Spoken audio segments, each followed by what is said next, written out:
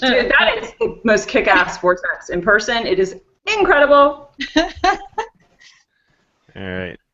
Hello, party people.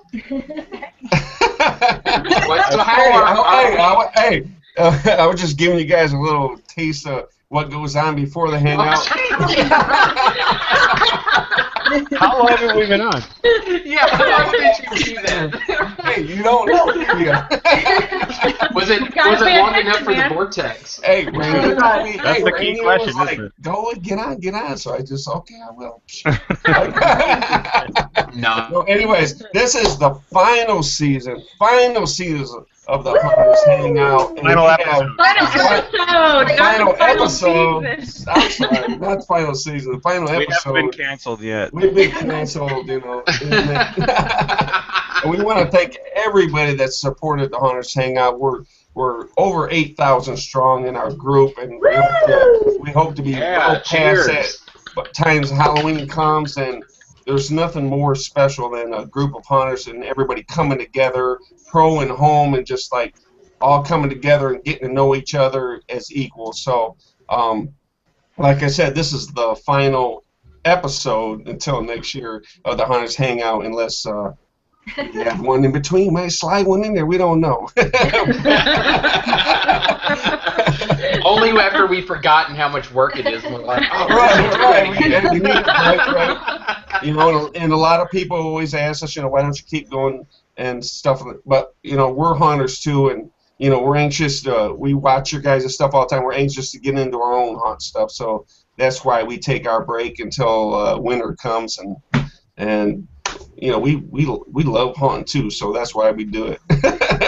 But we're going to turn it over to Jim and let him take over. And I was going to say what you have to do with the feeds and the questions, but I've said it so many times I don't want to say it no more. So, so we're going to let. And it's unnecessary because Mary Fedner has asked 75. Mary has bogged down the feed and the questions, so no one bother. Don't want to hear your questions. Just don't. So we're going to let Jim take over and take care of it. But if you do have a question that Mary has not already asked, then feel free to comment either in the Facebook feed or on the YouTube feed, and Brad is monitoring that, and will interject as he pleases. So or you can just ask the questions to Mary, and then she will ask us to add. There you go, as well. No, we do have an exciting night. It is sad. It's our last night for the season, but we are excited. MHC's around the corner, and we've also we've got our build season. So before we get too involved, especially speaking of Mary, we've got a couple birthdays we want to throw out here real quick, just over the next week. Since we keep doing this every week, even though we won't be able to cover everybody for the rest of the year. Happy birthday to you all.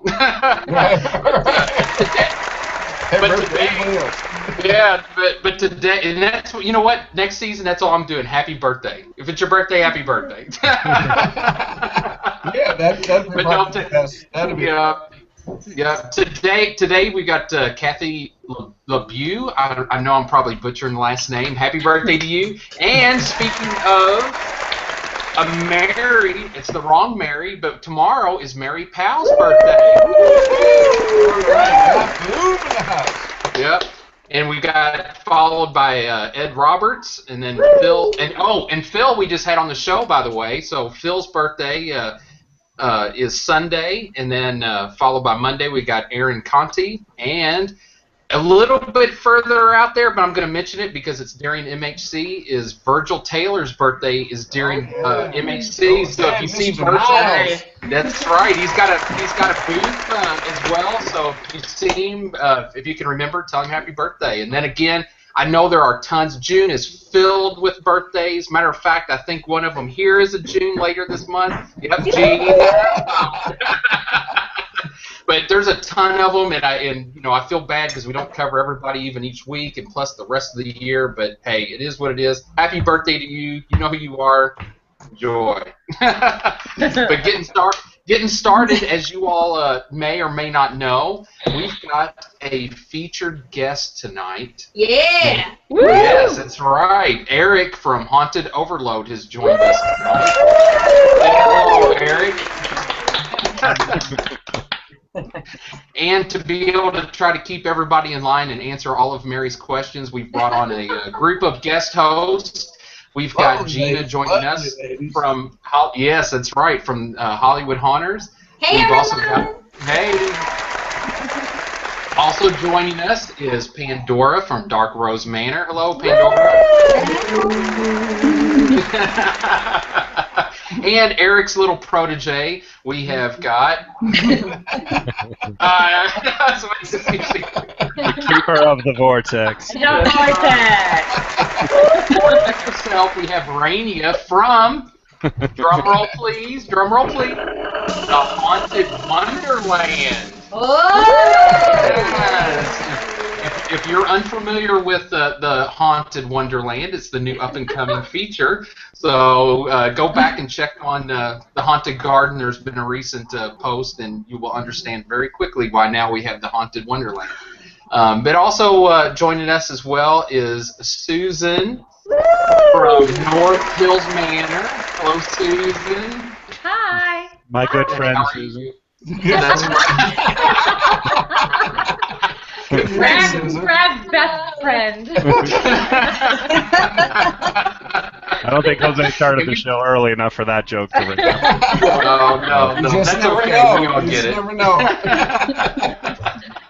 But again, we've brought everybody in here just to kind of help field questions, and Rainia does know Eric pretty well. She's been up to visit the Overload, and fortunately, she was the one that introduced us to Eric and got him to get on the show. Said, "Hey, come on! There's a lot of people here that want to hear about you and want to know what's going on." And Eric, if you're not familiar with him, did start out as a home haunter and just grew out of his own pants and had to move on to pro. And he's here to tell us all about how he got started and where he's at today. But Eric, if you could just give us a real quick rundown of where you did come from, where you're located, and how you got started.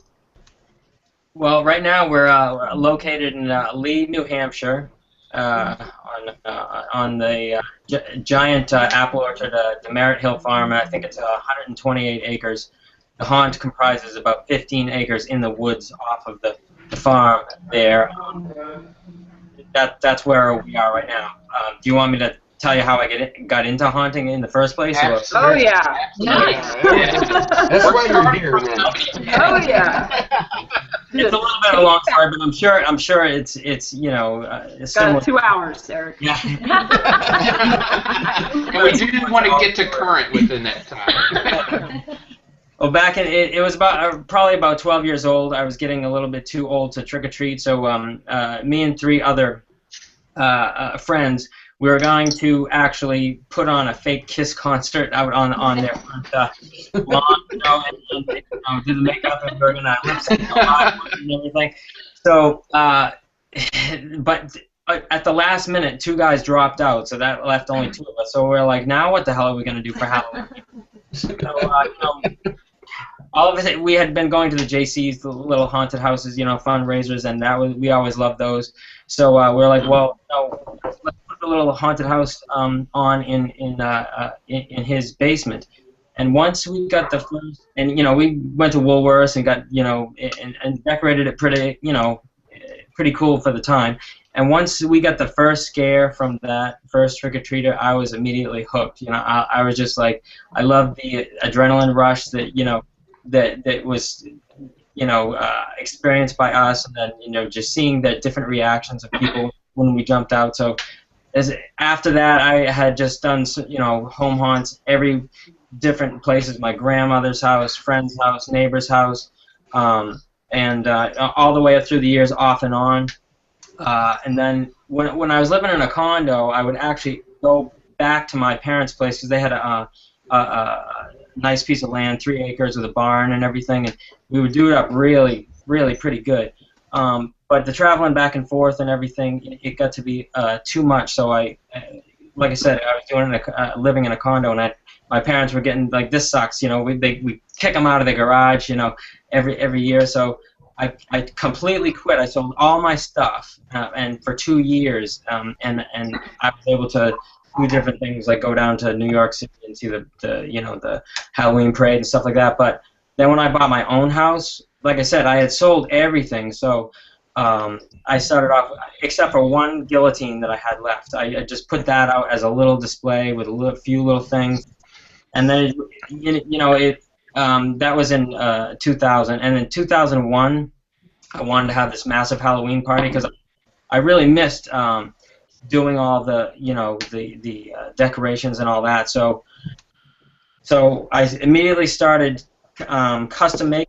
Like I said, I had sold everything. All my mannequins I could have killed to have them back, right? So I started making everything from scratch, and that's how it became kind of original, because I just had to remake everything. And since I wanted this Halloween party to be really impressive, I had made normal size scarecrows before, but I wanted this to a showpiece for the front yard, and so I wanted to try and go to 20 feet tall. So I set about trying to make this 20-foot scarecrow, but the thing was huge and extremely heavy. And luckily, I had this giant ash tree in the front of my house, and I was able to construct the body kind of made out of like a plywood box, and big, huge plywood arms, and use my grandfather's massive block and tackle to hoist it up onto this tree. So it was kind of half hanging and half freestanding. And I knew I had hit on something big when people started screeching in front of my house. You could see how close it was. So, so the Halloween party went off great. I had a band in the basement and everything. So it just, from there, it just started growing and growing and growing. And but I wanted to go to the next level. I wanted to try and get to 30 feet tall. So everybody I had has to this wow.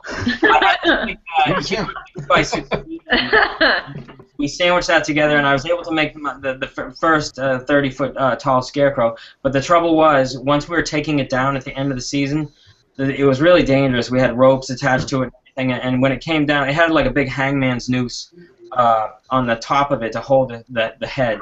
And the thing crashed to the ground and snapped in half, and I was like, Oh, God.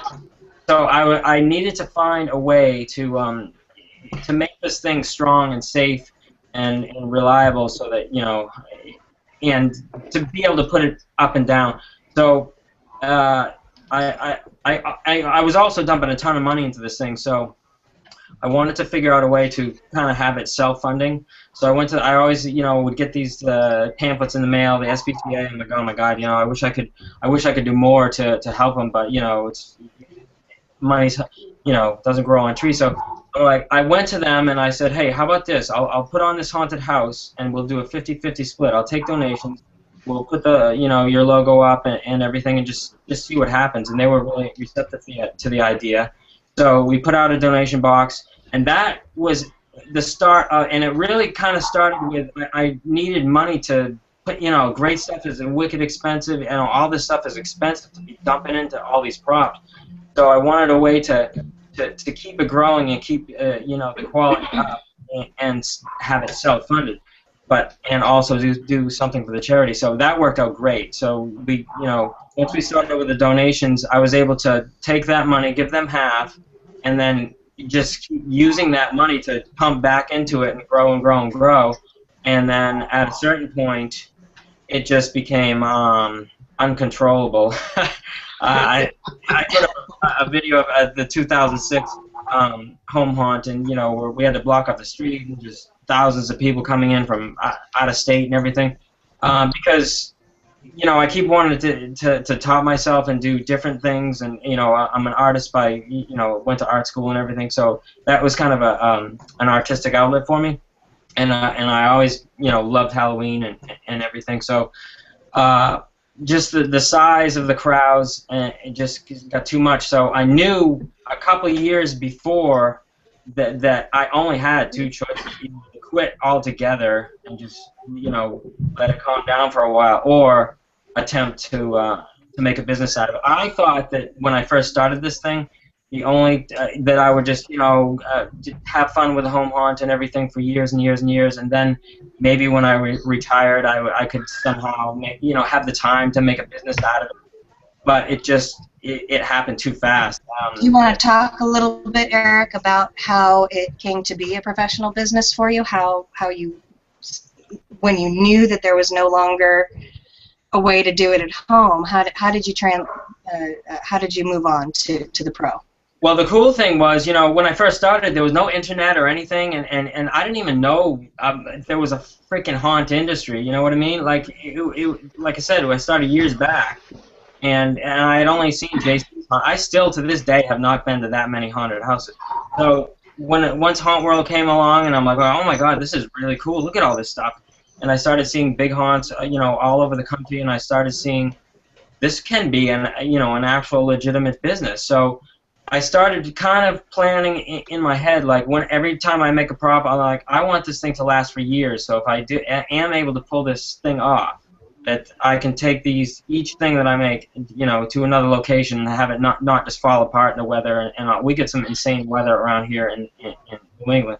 So I learned about Transworld. At that time, it was in Chicago, and it was enormous because they had the retail side of it and the haunting side of it, and that was just like you guys just all went. It's just freaking mind blowing, right? So and I took every single seminar I could, and what really struck me, I took Richard Hamp's seminar, and he said the easiest way for a home haunter to transition to a business is to hook up with an already existing business, so that you both bring something to the table.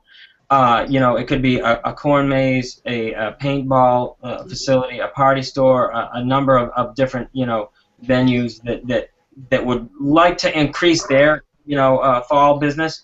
You know, Apple Orchard, a lot of different things would like to partner up with something, but don't really have the resources to put on their own haunt. So what, you know, a haunter can bring to the table is to put on the show, but what the already existing business, they've already got the infrastructure, they've got the business know-how, they might have the parking, you know, the cash registers all set up, everything. So so that was some incredible advice to me. So as soon as I got home from that, and also that pretty much the act, like when I was doing the home haunt, you know, for a few years, it was hard to even get like 5 people to help, you know, with the act. You know, it started off as more of a display, and since my yard was so small and I wanted to make something impressive, I had to build up instead of out. That's why the big giant creatures it came to be, because when you're standing there, the yard looked really huge, even though it was a small space. So when I took all these seminars, and one of the seminars was that the actors are really a show, you know what I mean? That all the rest of it is just eye candy. If people come and they're not scared, and it's going to be boring. So I set about first of all, when I got back from that first Transworld experience, just pretty much calling and going around in person to different farms, and you know, I hit on one that was really receptive to it, and they had a big corn maze, so it was a really. We had already kind of had a previous relationship before, because I had bought my hay and pumpkins from them, but I never really had, you know, spoken with them in person. It was all like over the phone, and you know, they'd leave the stuff somewhere, and I'd send them, you know, they'd bill me or whatever. So when I actually met them in person and saw the land, I was like, oh, this is really. Is that Copple House? Yeah, that was at Cobble House, and that was what, 2007? Yes, yeah. The last year of the home haunt was 2006. So in that time, 2005, 2006, you know, I wanted to change the name to be something that could actually, because I didn't know where I was going to end up. So I didn't want to, you know, pick a name that was too specific, like, you know. And you were the haunted yard. You were just the haunted yard. The haunted yard, and people knew it for like that for years. And some of them were like, oh, you know, we love the haunted yard, and say we can't change the name, you know. That's it. But I'm like, if I want to make the next step, it's got to be a bigger name. It's got to. Yes. So I wrote like 300 names down, and some of them I really liked. I go on, it's taken. You know, I still have the freaking scrap of paper that, you know, it's got all these names, and haunts are overloaded with these parentheses. And so that once I picked the name, it just started, you know, really falling into place. And you know, then I set about trademarking it because I didn't want anyone to take it, and I also didn't want it to be somewhere out in California, someone already have that name, and then okay, now I use it for 3 years, and then all of a sudden I get a letter in the mail. Oh, you can't use that name. You're screwed. So that's the first thing I did, was went to LegalZoom and got that name trademarked. It took 13 months for mine to come in, but even Nice. and then I was able to I made the logo myself, the first one. And I put that on the sign. I got a website. Luckily, we're still, even my website needs major overhaul. We're still doing it ourselves. I've got all the pages ready, but I'm now that build season's started. It's a little Right. Well, speaking of build season, if you look right behind him, Eric, he actually builds these little wooden. He builds these little structures, and that's actually to size. And that's the most amazing thing about everything that he does is he builds that and makes it to size, and then goes out there and just goes crazy with the chainsaw and just to scale. I mean, it's amazing. An actual 4-story building that we built, but it's a massive piece of eye candy. And Eric, what inspired you to start, doing that instead of like a blueprint or something like that, building those little scale models? What inspired you to start doing it that way? Really out of necessity, because when I first started, I didn't have that much money. So at Copple Farm, another kind of really cool turn that came my way was I was introduced to Ricky Stevens, and he had a local sawmill, and he had all these massive slabs. They're called. They're the end pieces of the wood that once they cut into a beam, they've got this half flat and half rounded with bark on it. That's really good for nothing, except for burning or whatever. But I'm like, this is perfect for building stuff. So the first couple of facades and stuff, I did almost like luminaries, like flat things, and I carved the faces with chainsaws. But then as we got,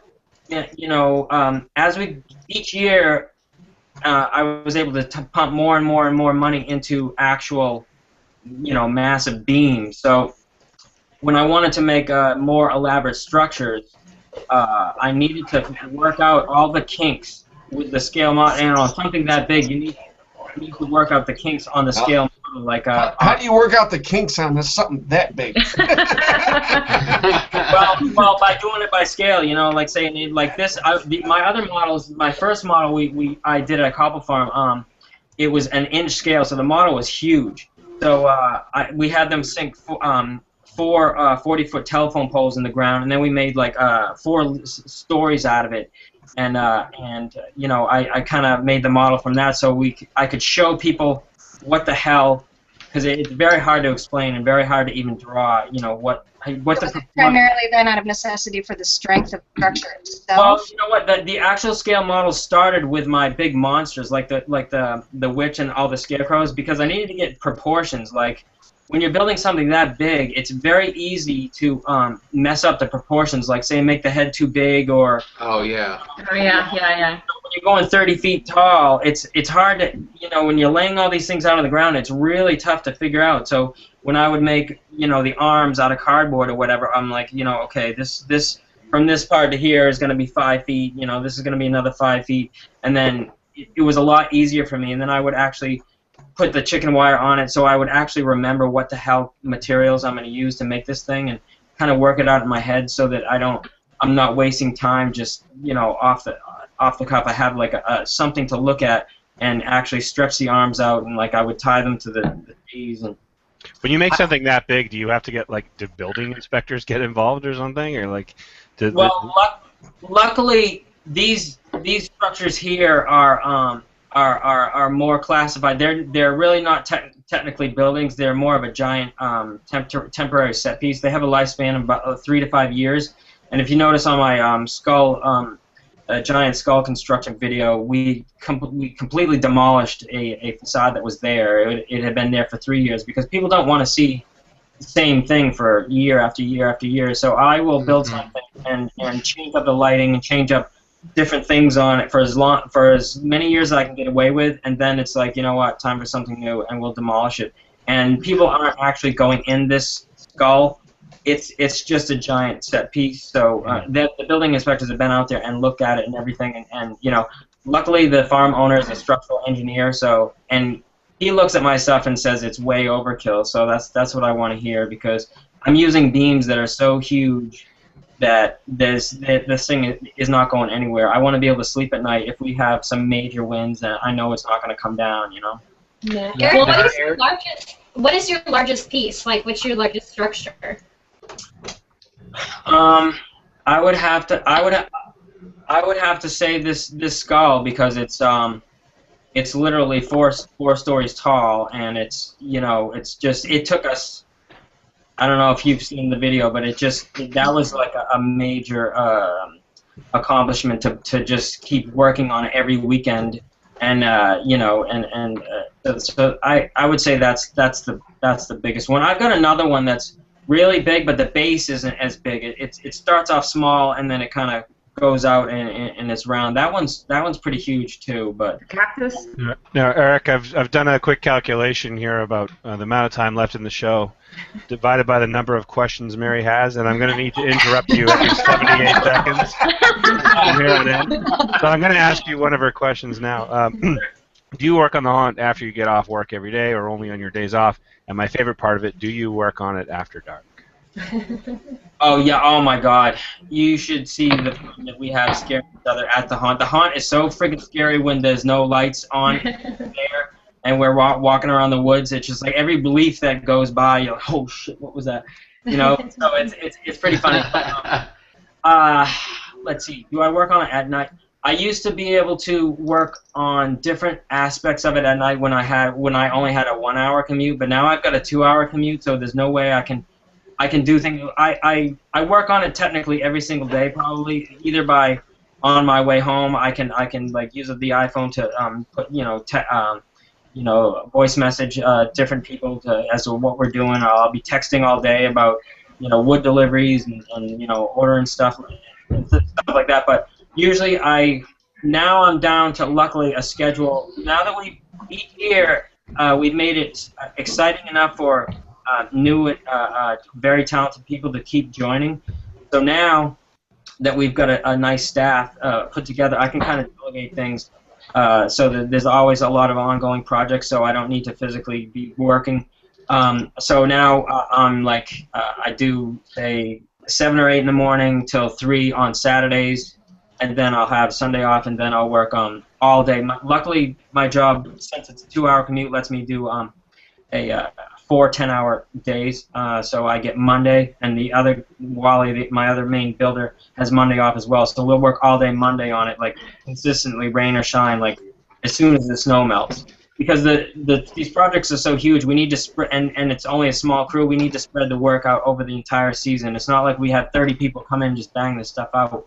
We have to, and then we have to wait for wood deliveries and all that. So we'll have, like, right now I've got 3 major build projects going, and then we bounce around depending on how much wood we have or how we're feeling. A lot of times we'll get burnt out on a project and have to switch to something else because we're just, right. You probably just melted like every haunter's dream of ever being pro or charity. Their mind just basically just melted right there. I was just listening to what you said. They're like, What, you still have to have a job? Oh yeah, every situation is different. I mean, I could run the haunt completely differently, but without me pumping a ton of money back in each and every year, it wouldn't have grown this fast. You know what I mean? I could probably siphon off a lot more and take a lot more for myself or whatever, but I really enjoy it. For one thing, a big motivating factor for me is the more people we get and the more money we can generate, the more we can give to the animal shelter. We work with the Cachico Valley Humane Society right down the street in Dover, and when we approached them about the idea, they were just all for it, and they really help a lot too. We need so many people to help park and everything, and once they saw the first year and how it went, now that we've got a lot of people involved. Well, that leads me to a really important question that I think a lot of home haunters have, and that is that you have a charity haunt and that you have a lot of volunteers, and the way that you get a lot of your labor is from the volunteers that are attached to the charity, right? Right, because you have to have some sort of offshoot or program from a legitimate 501(c)(3). Right. You can legitimately have volunteers, so that's how we've been able to structure it. I have a contract with them and everything that we renew each year, and so that's how I'm able to do it. But it's pretty cool because I have a lot of flexibility there. Like, say if I only had enough money to pay a certain amount, now I have the flexibility to take in a lot more volunteers if they want. I don't have to, turn them away. So it works out really good, and everyone that comes is in it for the right reasons. It's their passion as well. So it's. Who knew the Humane Society had so many haunters? No idea about haunting, and then when they find out how freaking cool it is, they are converted. Just like I was at a But young also, like, you can't legally have a professional haunt with all these volunteers that you're not paying, because the labor board would come after you, right? I mean, Right. that would be right. The laws that if you're a for-profit business, you're not really supposed to have volunteers unless it's going to a right. So Now, what about the core group that you have, though? I would imagine you've got the core group, especially that are working on the build itself and dealing with the timbers and everything. A lot of the guys that I see in the videos and the pictures are the same people. That's pretty special to have. I mean, that's a hard thing to have, is a group of guys like them. Oh yeah, can build. I've been very lucky to amass a really, really cool and tight-knit group. And technically everybody's a volunteer, but obviously they get good Christmas presents and stuff like that when it comes around. Now, Eric, with your actors. Oh, I'm sorry. Go ahead, Brett. No, it's okay. Robert, just because it's on the same vein, Robert Gaskell wants to know if you ever have intern programs. If so, what kind of skill set do you look for in someone to build these structures? Is somebody watching TV or something? Someone has a TV on somewhere. We looked into doing a bunch of structured programs like that, but what we do, it's a little bit more informal. Like, I kind of run my haunt. To me it still feels like a home haunt, just bigger. Just because the way we've got the private Facebook group for the actors and staff, and we go back and forth with projects and ideas, and someone will bring an idea to the table, and I like to give the actors an incredible amount of flexibility in each of their scenes. That's what I think brings the most out of them, and let them, pick their character and be really involved. Like, I don't have any makeup artists or anything like that. They all do their own. Oh, seriously? Yeah. That was going to be my question later on. That was one of mine, too. Wow, is that right? They're all amazing. When I was there, I went backstage, and I was like able to go in the underneath some structure. I don't even know where I was, how many structures there are. And they were all in there doing their own makeup. I was like, wow, you guys are amazing. That's awesome. Yeah. That's it's really cool. I mean, we have like loner costumes and stuff like that, but most of them, and we do have some people that can help with makeup and stuff that are very, very talented, but we don't have like this massive, line of chairs and airbrush and people doing makeup and everything. A lot of them come already in makeup, or they can do it there in a couple different places. And I find that really, like I said, when the people are that involved in their character, they get into it like big time, Well, now, Eric, do you audition your actors, and do you have like most of your actors? Do they come back year after year? Do you have like a steady kind of core group of actors? Yeah, we do have a core group, but it's always changing because some of them have been with me for since they were pretty young kids, and then now they're still with me. But some go off to college, some move, and so we're always getting new. And a lot of times, I'll get people that call me or email me after coming to the show, like during the season, and say, "Oh my God, I want to do it next year." I'm like, "Come on down now." And we'll try you out, and just so you can get your feet wet in here, we'll put them in a position that's, it's very simple, just jump out or whatever. And that's how a lot of them have started, just because it kind of gets them hooked right then and there. But I always have like people emailing me, all season long, and so there is a bunch of new ones every year and a core group. So it's a really good mix. I love to see the first year people, because they're so excited. But, the people that have been with me for a while, know what to expect. The first year, it's just really exciting to see their enthusiasm, and also to see them grow as actors. Like over the, I can look at someone, that has started and maybe was just kind of subdued in the corner, and now they're like in incredible costumes and, getting into it, and one, really top-notch actors, and it's all because each year just getting better and better and better. And that's one of our goals too, is just to keep improving each year. Do they develop their own characters, Eric, or do you develop them for them? No, they pretty much develop. What we do for people, we give them a tour of the haunt and kind of say these are the areas. Say like the clown area is all like already taken out by a bunch of people. We'll say we've got this area, this area, this area. What do you like? And they'll kind of decide. Okay, I want to be here. And then we'll kind of work with them. I have a costume director that will work with them and kind of guide them through the process. Help them if they want to do workshops with sewing and stuff like that, and help them with the idea they come up with. But I mean, I don't just let anyone show up with anything. We have to approve what they're. Right. Okay, that's a good idea. Well, it's good that you offer the help too and the assistance to do that. But you've got some pretty. What's that? It's frozen. Frozen. Well, that kind of leads me to another question then. We lost you, J-Law. Oh, my bad. Oh, is he back? Go ahead, buddy. Yeah. Oh no, I was just talking about the characters, because they are pretty. You've got some iconic characters, and it's great that you've got somebody there to assist them and help them, especially if they do their own. And even watching the videos, there was a bunch of them that kept mentioning the clown, and the one that sticks out to me, and I don't know if that's still current. That's my favorite. Yeah. Well, you know what my favorite is, because it's just so eerie and bothersome and troublesome, and everything about it is the big dude in the dress running around with the chainsaw after everybody. And I know.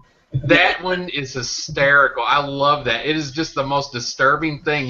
Watching him run around. He's amazing in person. I know he's really cool, and this is one of the coolest things about this, just doing this haunt is, he came to me. He went to Copple House the first time. His mother brought him to Copple House when he was still, in high school, and he really loved it and started emailing me, and then we put him into the haunt as a scarecrow, and then. He ended up doing his senior project about making this pumpkin and everything, and then just to see him grow as an actor each year and get better and better and better is just really, really, really cool to see. The transformation. Yeah, he's a fun one, that's for sure. I don't think anybody else appreciates him as much as I do that's actually there. If you know what I mean.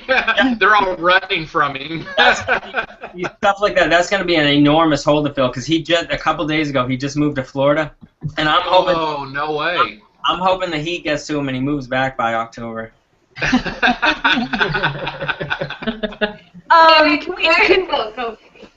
I just wanted to see if we could just talk about the big creatures for a little bit, because clearly that's what subject I like to talk about, and just like how they're made physically.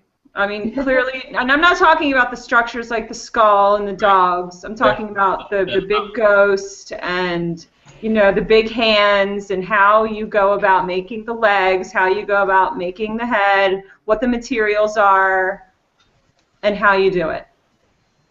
Let's see. All quickly, go. Yeah, all right.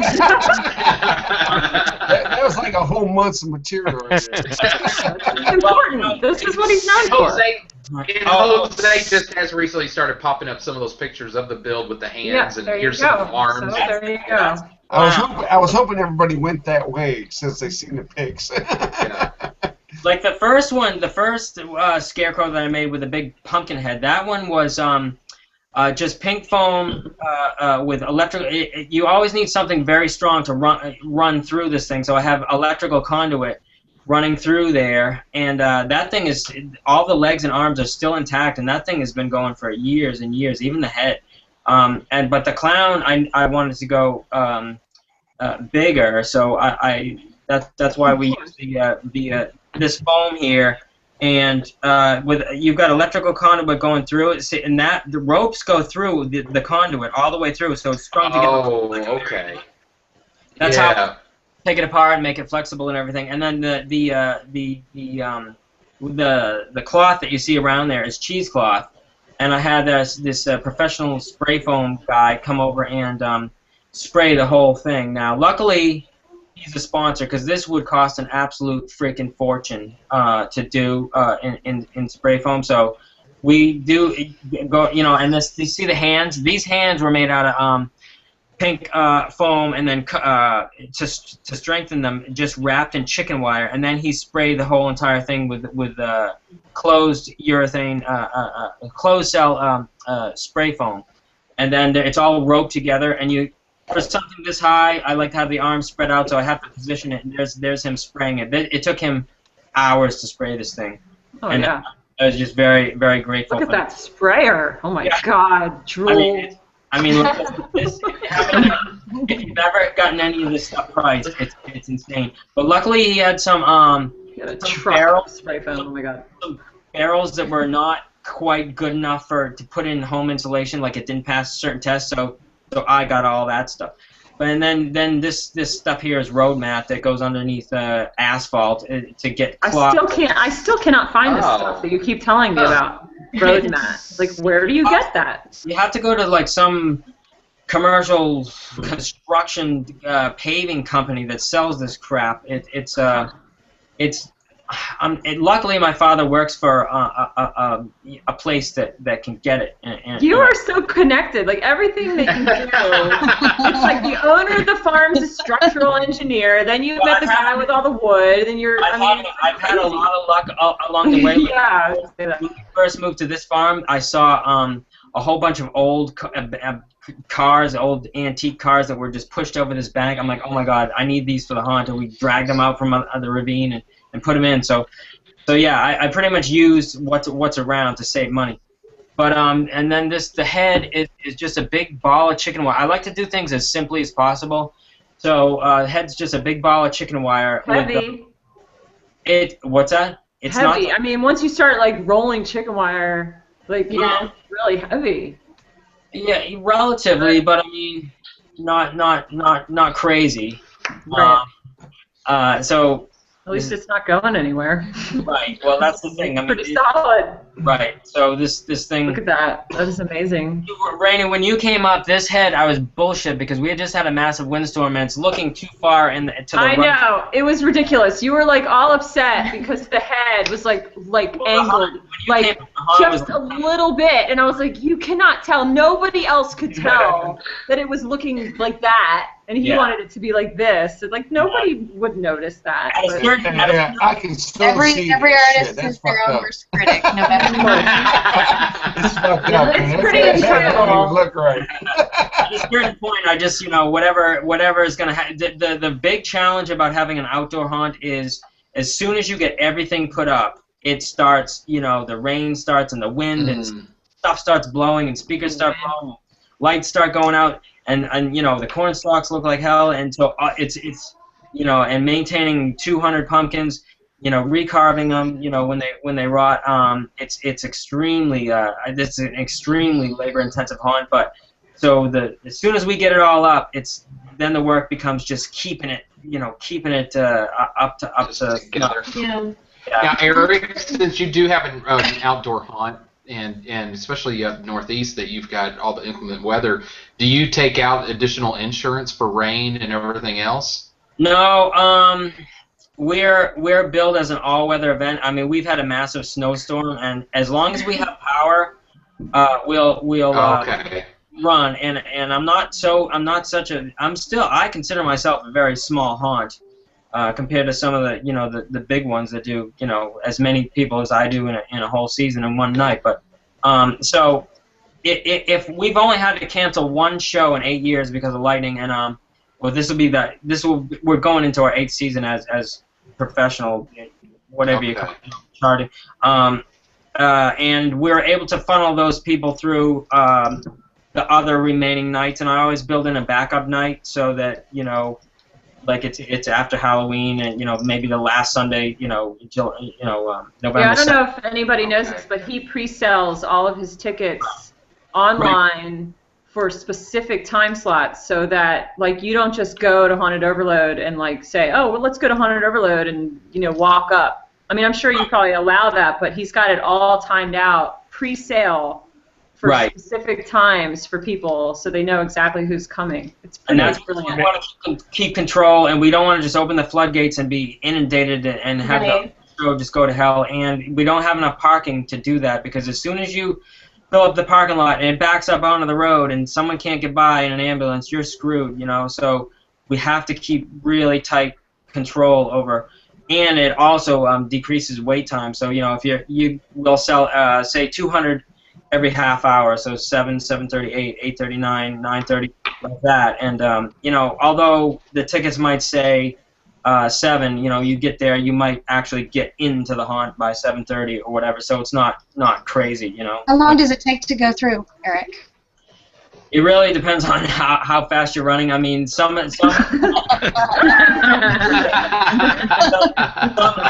yeah, you can take your time, or you can walk fast. Like they're like this, but I mean, if you take your time, I mean, it's, I don't know, half hour, 40 minutes, half hour, 45 minutes. With the queue line and everything, I bet you a lot of the queue line. Queue line, I bet you from the time you park to the time you're through, it's probably an hour. And the queue line is great because it's like when you're in the queue line, you're in the haunt. Like he made it so that you feel like you're in the haunt, and like you've been in the queue line for a while, and there's stuff everywhere, and then you're like, oh, we're not even in yet. So it's really great. Right, and that came each year. Like we try and work on something. The first year that we had to move to this farm, we had to really struggle to get a show off because we were told that we had to leave the first farm, because of certain things, zoning issues and stuff like that. So we were pretty devastated. So just in order to get a show off, we had to rush everything. And we didn't really have a queue line. It was just one massive line that stretched forever. And it was like, oh my God, are people even going to come back after waiting in this line? So that's the next thing that I wanted to do, is make an entertaining queue line. And as soon as they get out of the parking lot and get to the queue line, they already feel like they're in it. So the queue line winds and winds and winds, and it's got all kind of the crazy stuff, like the vortex is in the queue line. That skull is in the freaking queue line. That's not even the haunt yet, So they're already inundated with all this stuff and eye candy and sounds and everything before they even get into the haunt. Then we meter them at that skull, so that only a few people go in at a time. So the queue line is full of energy because there's a lot of people, screaming, and we'll come out with the chainsaws and rip through all the people and pick out certain people to go after. So that's really fun also. And then we've got some really good actors that are witty and funny, and they'll go up and they'll joke with the patrons. So they're already being entertained in that queue line. And then when they get into the haunt and deeper into the woods, it's like, oh shit, I feel like I'm alone in here, and then it becomes scary. There's got to be some questions just rolling in, Brad. I mean, I can see them. I know you can see them. So. Yeah. Okay. Since a few more merry ones here. She wants to know about that newest structure behind you there. Maybe you could talk about that one. Oh, that dragon. One of my. We have a bridge that one of the best things about this property that I'm on now is the lay of the land. There's many different levels to this land. You'll have this kind of road through the woods, and then it like goes up this pretty steep hill, and then you're on another plain of land with almost like trails kind of already built in the woods. So I kind of followed those trails. So anyways, we had a bridge that we made out of certain different pieces of wood that we just had at the time. So that lasted for 4 years. So now it's getting to the point where I don't want to risk another year of people walking over that thing. So I needed another bridge. So I always try and figure out what will make the most impact with the least amount of or not the least amount of work, but the least amount of money or whatever. So I could kind of work on like one animatronic or something like that. I don't have any animatronics, but what my philosophy has been is to figure out what makes the most and biggest impact with the least amount of money. So in order to rebuild this bridge, it would probably take us 3 or 4 weekends just to rebuild the existing structure, and nobody would even know that it was different because it would have been just rebuilt new. So one of my main goals in building each one of these structures was to make the structure a more fluid-looking sculpture. So I needed a new bridge. So I love the effect, and people love the effect of the glowing skull last year. I painted it with fluorescent and glow-in-the-dark paint and had a massive black light on it, and people were just blown away at the effect of it. So I wanted something that would glow green this time, so why not make a huge dragon? Right, so... I mean, on a Komodo dragon because it's got a massive fat body and these big huge legs, and that I could kind of hide the ramp in. So that's what I wanted to do is kind of make this dragon and make it look not like a building, like a square building. I want it. So this is going to be very challenging, but that's why most of the planning is in That's easy, man. Like 3. Bring on the model, yes. wow. The ramp. I don't know if you can see it. Yeah. Wowie. You're gonna go up the ramp and everything, but anyways, I'm pretty sure everybody hates you right now. Insanity. We could probably end the show. Okay, thanks, Eric, for coming on. Just by improving every single year and gaining techniques from like building stuff like this skull, this dragon is it's going to look really like a more of a fluid type of sculpture, and with the tail is not on the model, but the tail is going to wrap up around the berm, and it's going to kind of enclose people, so you feel every structure that I make has a purpose, like the big kind of canine-looking heads that flank. Oh, yeah. I could have easily just had fences, but I call it creative fencing because I wanted to, with an open haunt, it's hard to scare people, so you need that feeling of enclosure. So I wanted long type of structures, so that's why I built those. But this dragon, you're going to be able to see from pretty far away, and as you get closer and closer and closer and see it from different angles, it's going to be pretty impressive when it's all glowing, and then you actually go in the thing under the arm. I couldn't have it go in the mouth because the proportions would have been way too big. It wouldn't have been feasible to make it that big. This. I was kind of in awe just with the little model he held up. I'm like, oh. Yeah, just put that model in my hand. Right. I'll take your model when you're done with it. Now, Eric, when that thing's done, I doubt it'll fit back of someone's Honda. But have you ever had items stolen from your Haunt Mary once? Yeah, and that really pisses me off because, Sure. You and everybody else.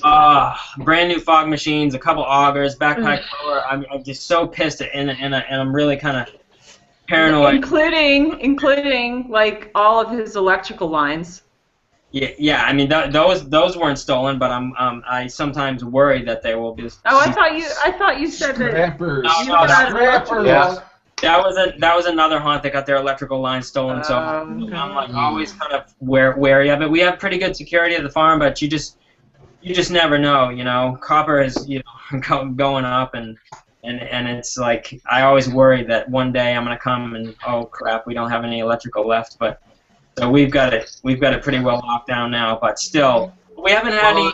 As Brad pointed out, that won't fit in the back of any Honda, so you're okay that the Dragon is not going anywhere at least. Hey, he was talking about the little model Dragon. Don't until the structure is done, I take it home each night because if something happens to those models, we are screwed because I have to keep looking over and over the model just to figure out, are we building it right? Because it's a really complicated design, but when it's done, it's going to be really sweet. Now, Eric, because you make so much stuff out of wood, how much fireproofing do you have to go through? I have to do a fair amount of fireproofing. That's one of the requirements that the fire marshal makes us do. But so every structure, I try and when I first was at this current location, I had a big long mine shaft that I really loved. It was built on the top of a hill and it went down and down and down, and then it twisted and turned, and it was a really cool effect. People, I would stand there and listen, and they're like, "Oh my God, we're really going down into the ground because the way it was built." But they didn't like the way it was so long and without adequate exits or whatever. So that had to go. So now I've got a lot of open air structures. So now I'm kind of getting back to making small structures that you can go into and have a very short run and then get out of, but you still feel enclosed in those things. And so each one of those is sprayed with fire retardant, and it's not really that bad of a cost considering. So, and a lot of like the skull, they don't even go in the skull, so that doesn't need to be fire retardant. Only like the side of it. The ramp spray.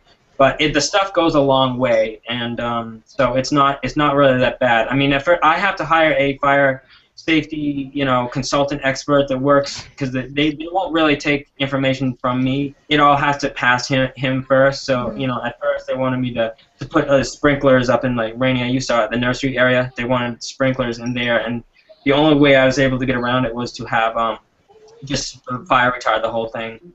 So. Yeah, you're not going to put sprinklers up. That's insane. Right. So as long as people are in and out in a pretty short amount of distance, they're fine with it. And then you have a long period of open air and tons of exits out of the haunt and everything like that. Each year they kind of throw something different at me. I have to kind of adjust to. Yeah. Well, now speaking of sprinklers, I read a story on Haunt World about the driver of the porta potty suck truck complaining about having to unclog all the women's panties from his truck. Oh yeah, that was funny. Wow. I had to get that question. At the first time we were at Cobble Farm, it was the fun because I didn't even know this. The farmer told me about this at the end. The porta potty guy, he was sucking it out, and he's like, my thing is all clogged. What the hell are you guys doing? And they were all like elastic bands from all these underwear that had been thrown in there because you're a player, man. So that was forget haunt talk. Tell me this is how that was definitely of success. If people aren't scared, then they went into his vortex. Yeah, they're not gonna come back. So. Hey, there's gonna be a lot of pro hunters after this show, bro. He crushed everybody, and now he just brought them right back. He's like, I'll work for a living. He crushed them. He's like, we're not doing it. That's too much work. He was like, you can have all the honeys. They're all coming back now. We're going into our 8th year now, and it's steadily, the money has increased and increased and increased, and I was never worried about, I never really had an advertising budget. It was all word of mouth, and I didn't mind because I wanted to have a really rock-solid foundation. I didn't want to blow a bunch of money on advertising and then have the floodgates open and the show not hold up. So as we've grown at a really good, nice, slow, solid pace, and that has been able to keep up with the demand, instead of the other way around. So I feel we're at a really good point now, and the haunt isn't even at 1/10 as the quality as I would like to see in the future. We just kind of whatever we finish, and we just open, and whatever we don't, we just go on to the next year and continue. Some scenes aren't finished for a couple of years. You know what I mean? But once all the lights and the sound and everything is going, like the train yard, for example. Right. That's at least a 3-year scene. Yeah, the train yard is really cool. You walk. There's this huge, massive wall that you walk under. and then there's this caboose that they built from scratch, of course, and then like this other building that they're turning into this whole train. So now I'm working on yard. Oh yeah, there it is. Oh, there you go. Wow. Saturday we're going to be working on this. We've already got the telephone pole sunk in the ground, and it's going to be, you're going to like walk under this thing, so there'll be a train on top, and this is going to be a really challenging structure also. But it should be. So you're going to build the train, the actual train? Yeah, you'll just see kind of like a steam engine with the creepy face on it. And I haven't really worked out all the details as to how it's going to look yet, but it'll be. Hopefully, it'll get there. Well, it's a really great scene. Which is why you do the scale models. Well, he's got these loud speakers that he got from Transworld a couple years ago. And when you walk in there, he's got these train sound effects that are so loud. I mean, it is so overwhelming to your senses that you feel like there is a freight train coming at you. It's really incredible. But there's no train. Like, you don't see. It's like a ghost train. I mean, it's just amazing. Yeah, so there was no train, just the sound. So now I want to put the train there. So. Yeah. Oh, yeah. How do you really cool. run your sound, Eric? What's that?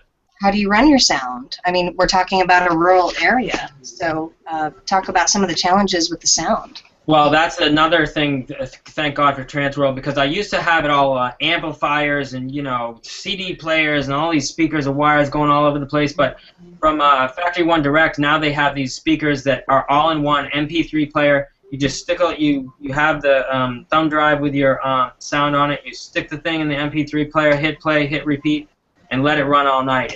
It's awesome. I mean, it really transformed the way we do sound because it's just so easy now. I'd have all these big speakers all over the place. Each one's got its own soundtrack. I work with this sound effects company that I saw at Transworld, FX, Shattered Effects, and I email them and say I want this train, I want this creepy train sound. They email me back and forth, versions of it. We make comments until it's done. Then they send me the thumb drive, and I just put that in the thing. I have to have a bunch of backup speakers because, one or two will always go down.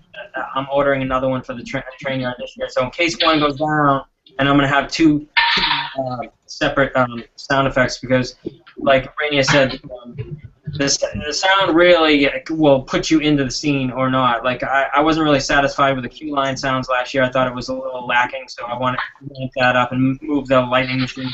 I'm always thinking about ways to improve. So that those. Well, from a first person standpoint, like when I visited Haunted Overload, it was my first time, and I was expecting just like nothing but visual. I was expecting like, oh my God, these big structures. And what I was so surprised about was the sound. I mean, it was like amazing everywhere you went. You would be walking through the trail, and you would hear all these frogs everywhere, and you couldn't tell where they were coming from, but it was like just freaking thousands of frogs, and I was like, holy crap, I feel like I'm in the middle of like a lagoon. I mean, it was done so well that when you walk around and it was so clear, like I felt that the sound effects at the haunt were just as amazing as like all the visual, and I was really surprised by that. So it was without a doubt. That's one of my favorite things, and that's what, when you walk around the haunt, that's what gives you the feeling. Like first you hear the crickets, and then you hear the frogs, and I'll put the speakers way out so that you can't tell where the sound's coming from. It doesn't sound like a speaker right next to your ear. It's way off in the distance, pointing at you, and that will really make the scene. It can make just the woods spooky as hell, and I don't want to overdo a lot of stuff. Put things here, there, and everywhere. I want to have like one big main focus on something, like a big giant thing, and the rest is so awesome. The woods and the stone wall and everything. It can just kind of stand on its own. So the sound effects are hugely important to. And then all of a sudden, like the headless horseman just comes like riding by, like a real horse with a headless person on it. I'd love to talk to you about that more, Eric. Sound is definitely a challenge for us here. The what? Sound is definitely a challenge. I think for most home haunters, especially whether you're in an outdoor area or in. Well, especially like containing that sound and like so it doesn't bleed into the other area.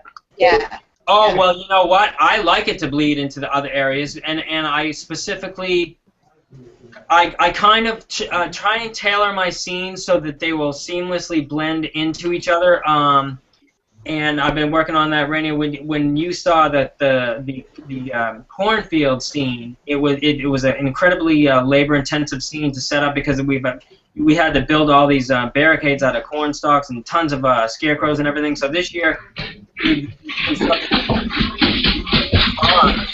What is that? So, we've got these kind of barn-like structures that are going to separate the cornfield from the circus scene, because that's the most kind of dramatic transition. Oh, those are all the crooked barns that you're building right now? Right, and I want that to be really separated, because that's the other scenes, if you notice, like you'll go from like the hillbilly section to, you know, kind of transform into more, you know, kind of crooked, you know, buildings, and then like the mine shaft kind of goes together, and then the doll scene kind of is the same, and then it'll kind of lead into the graveyard scene. So if the sounds bleed into each other, it actually kind of enhances it in a way. And I tell these guys with the sound effects, and I try and position the speakers so if it does bleed, it will only kind of enhance what's there. Like this train thing, you can kind of hear it from all over the haunt, but you're always like, what is that? You don't really notice it's a train so much until you get right up on it. No, So, I know what you mean, yeah. you know what I mean? Right. So I'm not too worried about the things bleeding in. As long as they're... Hey, Susan, that's you. Susan, it's you. You're making all the noise. What am I? There's no TV on. I don't know. Something's going on in the background. It's you. Matt, take the dogs out. Let me get him out. Killing us. But, another thing dog's about Out of here. haunting you. thing about sound real quick is to try and have some ambient sounds that could kind of go with anything. Like in the cue line, I try and have some just eerie sounds that won't really mess up any scene, but it'll just kind of blend in and kind of fill in kind of dead areas where it'll kind of all blend together if you have enough different stuff. If you point the speakers in a certain direction, it won't be as bad moving in, you know. And like thunder is great because that can just kind of drown out anything. So. Switch of pace here. Christopher Presley, one of the first questions of the evening, asked if when you do a pro haunt, for someone who's working in a home haunt, a very limited space, and no experience running a bigger haunt, what would be the best way to learn what is needed to do that, a successful larger haunt? Work in a pro haunt, research the hell out of it. Like, what would you recommend? I didn't work in a pro haunt at all, but I did as much research online as I could, and there's tons of videos and everything you can get from Haunt World, and just really going to Transworld and taking the best seminars, not on prop making, because you can learn all that stuff on the internet, and you know, a lot of first people that you know are into that will want to go and just, you know, figure out about mold making and all this stuff. But most haunters are not that great at business, including myself. So that's the biggest thing that you need to learn is, and the safety stuff is like even when I was doing and I went to Transworld for the first time, I started learning about all this safety stuff, and throughput is huge. Like learn about how. So the last year of my home haunt, I wanted to attempt to run it exactly like I thought a professional haunt would be run. You know, allowing for throughput. My wife was really pissed when I had to. I had to, in order to increase the throughput, I had to have it go all around my house into my backyard. The only way I could do that was rip up a shrub, and she wasn't too happy. But I'm like, you know, we're gonna back up the street if we don't, you know, increase the throughput. So, you know, you have to, you know, even though it kind of cuts down on the scariness, if you want to, you know, have a lot of people come through and have it not back up and bottleneck and you know, like an hourglass, you so have hard. Right. That is like the hardest thing in the world. It's really difficult. Oh, and the crowd management now, I didn't know this, but they just put online in New Hampshire a crowd control manager's safety course, which I had to have a few people take to get certified. It's not that big a deal. It's only like $20, $25. It takes 2 hours, and they can take it online and they get their certification printed out, and that goes a long way with the fire department, and also having them come over and do fire extinguisher training. That goes a huge way with them too. But those and the fire safety stuff and throughput and the business stuff is most important above and all. The prop making is the prop making and stuff like that. And building up your core of actors slowly, and not only that, but don't try and start if you can help it. Try and start off small and build and build and build and learn as you go, so you're not making mistakes on such a massive scale. You know what I mean? If you're doing so many people through the home haunt, maybe it's only going to be half when you start charging, but that's all right. Just try and learn. If you're going to make mistakes, and you will, you want to do it on a small scale, so then the next year you can improve and figure out those mistakes. I mean, I still feel like I'm just starting this thing, but it's on a good pace. It's got a good momentum. Like I said, we're in a kind of rural area, and we've got a ton of market saturation, a ton of big haunts all around us, and when they look online and they have to choose one, you're going to want to, have as many photos and videos and everything like that out there that look good for people to choose. If they had 10 haunts to choose from, they don't know which one to take a chance on.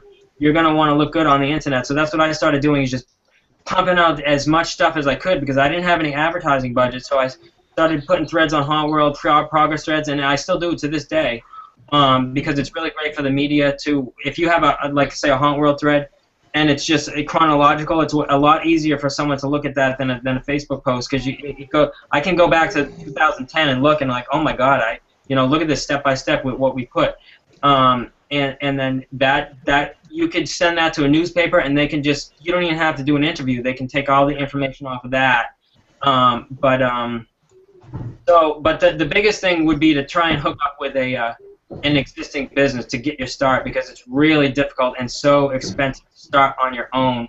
I mean, unless you're in a special situation where you have a family's land or something like that, where you can already have a suite set up. It's really parking. Yeah, parking is insane. It's really difficult to. Bathrooms.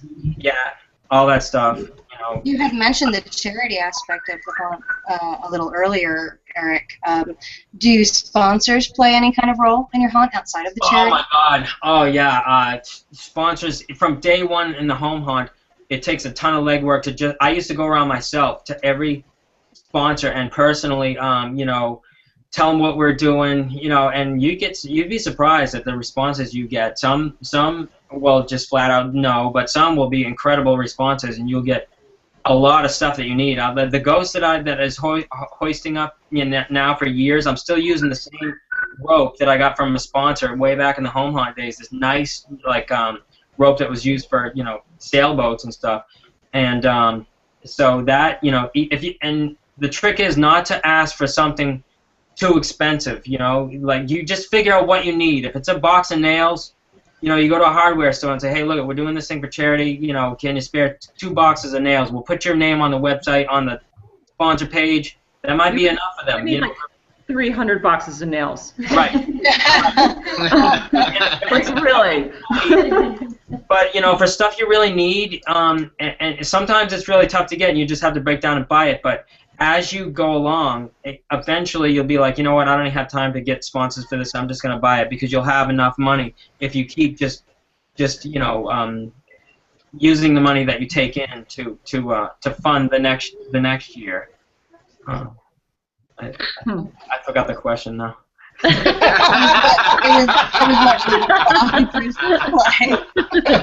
funny. Like I said, at least the trick for me was to not be to you just have patience, because I knew I'm in it for the freaking long haul. You know what I mean? So I'm not looking to. It's definitely not a get-rich-quick scheme. But if you're in it and it's your passion, and you want to just keep working and working and working, and some luck plays into it, and one of the best things is doing this is all the relationships that you form, and then you just keep doing it, and because I haven't been doing it for my sole source of income, it allows me a lot of flexibility of, well, I can do this or I can do that. And I'm not so nervous about, oh my God, I gotta increase the bottom line. I need to pay all my bills and all this stuff. You know what I mean? I got a job, so I can put as much time or as little time into the hunt as I want. But because it's our passion, it's just grown to such an extent that eventually it more than likely will become, a pretty damn good source of income, even if it's still on the side. You know what I mean? And you're only open for like very little time. Right. I mean, most haunts are open for like 2 months. Right. Right, like some of these, some of these giant haunts have been in business for 25 years or whatever, and they've built up, and they might be in really built up areas where they got in a city where they've got thousands upon thousands of people to draw from. But the key to our haunt is the Quality over quantity. What's the word I'm looking for? Jesus, I just lost the word. Train of thought derailed. Yeah. Well, the thing, with efficiency is what I'm talking about. Like, I'm only open. I don't want to open another night until I'm already busting at the seams for every single night. You know what I mean? And each night, there was a couple nights where we didn't have capacity, but toward the end of the season, we could have filled more nights. You know what I mean? So until I'm at capacity, I'm not going to open, another weekend and have dribs and drabs and be putting on a show that I know people aren't they're not in the mood yet, or I'm not out there enough yet to this is the first year we're going to be doing radio ads, so I should increase that, for that, but I mean, you're only open for 9 nights. Right, but the thing of it is, we did 7,500 people last year in 9 nights. Our biggest night was like 1,700 people. A good night for us is like 1,000 people, but that feels really good. Like, it's like exciting from beginning to end. It's really short too. It's like from 7 to 9:30. I think the latest we got out of there last time was 11. But that keeps the actors fresh. It's not like they will tend to get burnt out the longer and longer and longer the season is, and the longer the nights you work them, and you'll start having drop off as soon as it starts. You'll start having major drop off, especially with volunteers. Even though people got a lot of stuff going on, and maybe it's raining or whatever, but if you are open only so many nights, it's still fresh to them, and then you get a break in between. It usually runs from like a Friday, Saturday, Sunday, Thursday, Friday, Saturday, Sunday, Thursday, Friday, Saturday, like that. That's what it's going to be this year. And we do like a day haunt where kids are coming through like all day long, like just to see the thing. And then we do a Fright Night Light where it's just all the stuff going, the sound effects, smoke, and everything like that. For people don't want to be terrified but want to enjoy the artistic aspect of it. That's actually taken on hold now. I was kind of skeptical at first because it was a slow build and we only had 300 or so people coming. I'm like, this is not even worth it. But last year we had a really good Fright Night Light. People really liked it, and it kind of hooks them early, or it kind of breaks people into it that are afraid of coming with a full show, and then they're like, you know what, I could handle this. It's not that bad. I'm going to try the full show maybe next year. Or sometimes I get people coming 3 times, one for the day haunt, one for Friday Night Light, and then one for the regular show. You know what I mean? Because they want to see it all different ways. Yeah. So, well, plus they can bring family during the day, especially young kids that can enjoy. Like you said, you can enjoy the artistic aspect of it. It is so beautiful during the day. Well, and you've had pictures. The one thing that is really amazing are the pictures that you have when it has snowed and through the facility. I mean, that's just amazing to look at. That was like the best show ever. I mean, the 2 days after it sucked ass because I was out of power. All the actors were, everyone's out of power. I'm coming home from the haunt, taking a cold shower, and then have to go back there. Just luckily, the haunt still had power. But when it was snowing, it was awesome because it made the fog all, you know, insane looking, and the lights, and it was like a once in a lifetime thing. I'm sorry, I don't think I gave a picture of that to Jose. I don't know, especially being attached to a farm and introducing a lot of the day haunts and everything else, have you looked at expanding beyond that, meaning, you know, pumpkins are a big part of Haunted Overload. I mean, do you all have a pumpkin shack that you set up to sell pumpkins for visitors? I mean, is there anything like that you could expand on? Oh yeah, the farm. Well, they're on an apple orchard, so they're open from August all the way until, you know, October with the apple orchard. They have a farm stand that they sell cider and donuts and a lot of other stuff in. But that's not really what I do. I mean, they do have a pumpkin, you know, little area, but most of the land is taken up by apple trees. Okay. I'm not really.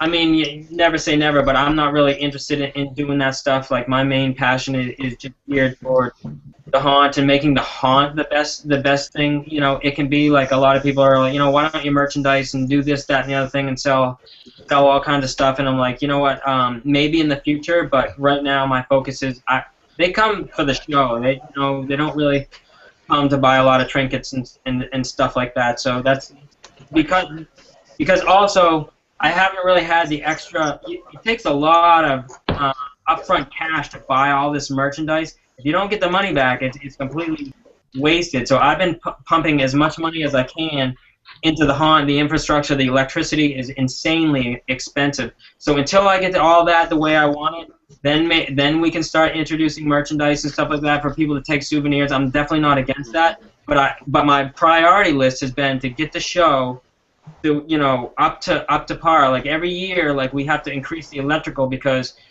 you know, the runs are just too long, and you know, if I put too much stuff on, it's blowing out. So, you know, the next year I'll add more electrical, and so I'd rather pump the money into that than, you know, buying a ton of you know, plastic, you know, glow things or whatever that I may or may not get the money back.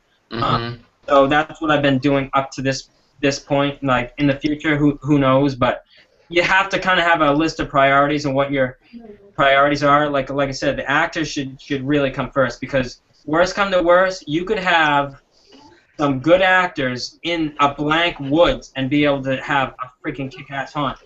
The fact that each, you know, it's firing on all cylinders, where you got the eye candy for people that may, or, you know, some people come to haunts, they're not going to be scared. I'm not scared when I go to haunt, but I like to look at the artistry of things, how they, you know, do the scares, and if they're entertained by watching other people get scared, that's still, they're getting their money's worth. Or if they're laughing at certain things that happen there, they're still coming. They're still going to come back. So the actors should be #1 priority, and, you know, and making sure they're happy and they're into it, and, you know, giving them the flexibility to do what they do. A lot of times, you know, you might, you know. And also, I've worked on, like, scares all year long, thinking this is going to be the best scare. It's all planned out, and it just falls flat for one reason or another. You just do not know. So I like to give the actor the flexibility to make those decisions on the fly. And funny story, one woman used to come down from Alaska to the haunt for 3 years in a row, so we got to know her really well, and she'd go through the haunt over and over and over again. And finally, we said, you know, you want to get in the haunt and have some fun, and I just have black street clothes on. And we're like, it doesn't matter. Here, just stand behind these corn stalks. You stood behind 2 corn stalks in a black area. We didn't even plan it, and she would just wiggle those, and she had people falling on the mask. You know, one guy fell on his ass, and he's like, "Oh, you bitch!" And he just, like, he had the best time, and it was like one of the most impromptu scares, and one of the best, you know, scares of that, you know, that particular night. And it all, you know, it was kind of, like I said, on the fly. So I love when that stuff happens. It's kind of like magic. It may not happen again, but I like to give the actors the flexibility to, you know, they know best what's working and what's not. You may think something's going to work, and that night maybe the lighting's wrong, the sound's wrong, they can't see the actor in the right, what you thought was going to work. So if they're able to change it up, the first show is never as good as the last show. It's kind of like a play. If you go to the first show, it's going to be good. You wouldn't really notice a difference unless you went to the last show. Like, you know what I mean? Even concerts. Right. I've seen Kiss, at the beginning of the tour, in the middle of the tour, and the end of the tour. And by the end of the tour, they're really kicking ass. They kicked ass the first time, but they're really in a groove. You know what I mean? It's something you guys know what I'm talking about. Yeah. Chris Ainsworth wants to know how many actors you have working in your home. Between 60 and 70. I want to get. God damn. Holy shit. Wow. It's like I say, it's gotten to be a pretty insane thing, and that's what I love about having volunteers, because we don't have to turn them away. If I was to go to like a paid system, I could have only afford 15, 20, and the show would suck. So I really like the fact that anybody can volunteer. If someone's not working out and they're really a pain in the ass, then yeah, they'll be asked to leave. But that very, very rarely happens, and we get like the best people to do. I've had so many people come from other haunts that want to volunteer for me, because the money that they're getting paid is not enough to want to feed their passion or whatever, and we are able to give them the flexibility and kind of make them a part of the whole season. Whether it's That's the key then, isn't it, to sort of feed their passion as well? right. Because that's what makes the show. Like I said, the actors are your show. That should be, the props are one thing. It's just eye candy. Like, it's like Fright Night Light. You're going through there, and it's like, yeah, that's cool. I've seen that thing, so many years in a row, whatever. But it's great when you've got all three things going for you. You've got the actors, the sound, the lighting, and all the eye candy. That's what makes a good experience, I feel. But if you had to pick one, I would pick the actors to be the priority. Eric, I got to get to some of these questions here. And this is not one of them. But if you go on Facebook tomorrow and check at the discussion thread, and I encourage you to do that because there's going to be questions that we miss. This is not a question, but you're going to see that everyone thinks you look like Superman. So I thought I would bring I thought I would just put that out there. You don't end up in a wheelchair falling off the damn clown. The other Superman. Superman. But an actual question. Wait a minute, Brad. No, wait a minute, because that was a good point, and I've been waiting to ask this question, and since Eric brought it up, I know we're good to go. What is the worst injury that you've had? Because I'm looking at these pictures, and you're on ladders that firemen probably wouldn't even go on, for skyscrapers, and you're up here hanging a 100-pound head or whatever it is. Well, the funniest thing is, you got to be really careful when you're on these really, really tall ladders. So I'm more on my guard when I'm way up high. It sucks, man. Like the first time I climbed that ladder, I'm like, it's a necessary evil to get this thing done, but I don't like it getting up there and the wind is blowing and you're looking down, and I'm like, this is horrible. But the worst injury I had was putting up the clown for the first time. And every time you make one of these giant figures, you don't know really what problems you're going to encounter putting the thing up. So, as usual, we're running low on time, and we're trying to rush to get this thing up. So I grabbed a 8-foot step ladder, ran over to the clown torso, climbed up real fast, and the ladder was in a hole, and it came out so fast, it just like instantly, I couldn't even see what was happening. Like it was just the ground, the thing was going like this, and my ankle like smashed onto the berm of the pole. And it just snapped, and oh shit! And this is a week before the show, right? And I was hoping that it was just sprained, and it swelled up like a balloon. The Weather Channel was gonna be coming, and all this shit, and I'm like, I'm hoping it's just sprained, but I could kind of feel some crunching and stuff going around in it. Oh no! Okay. So I wrapped it up. I put Bengay on it. I was, popping pain pills and stuff. So and then it turned black, and the swelling kind of went down after a while. I could still walk on it, and I could still actually run on it. Every now and then it would hurt, and so. I mean, I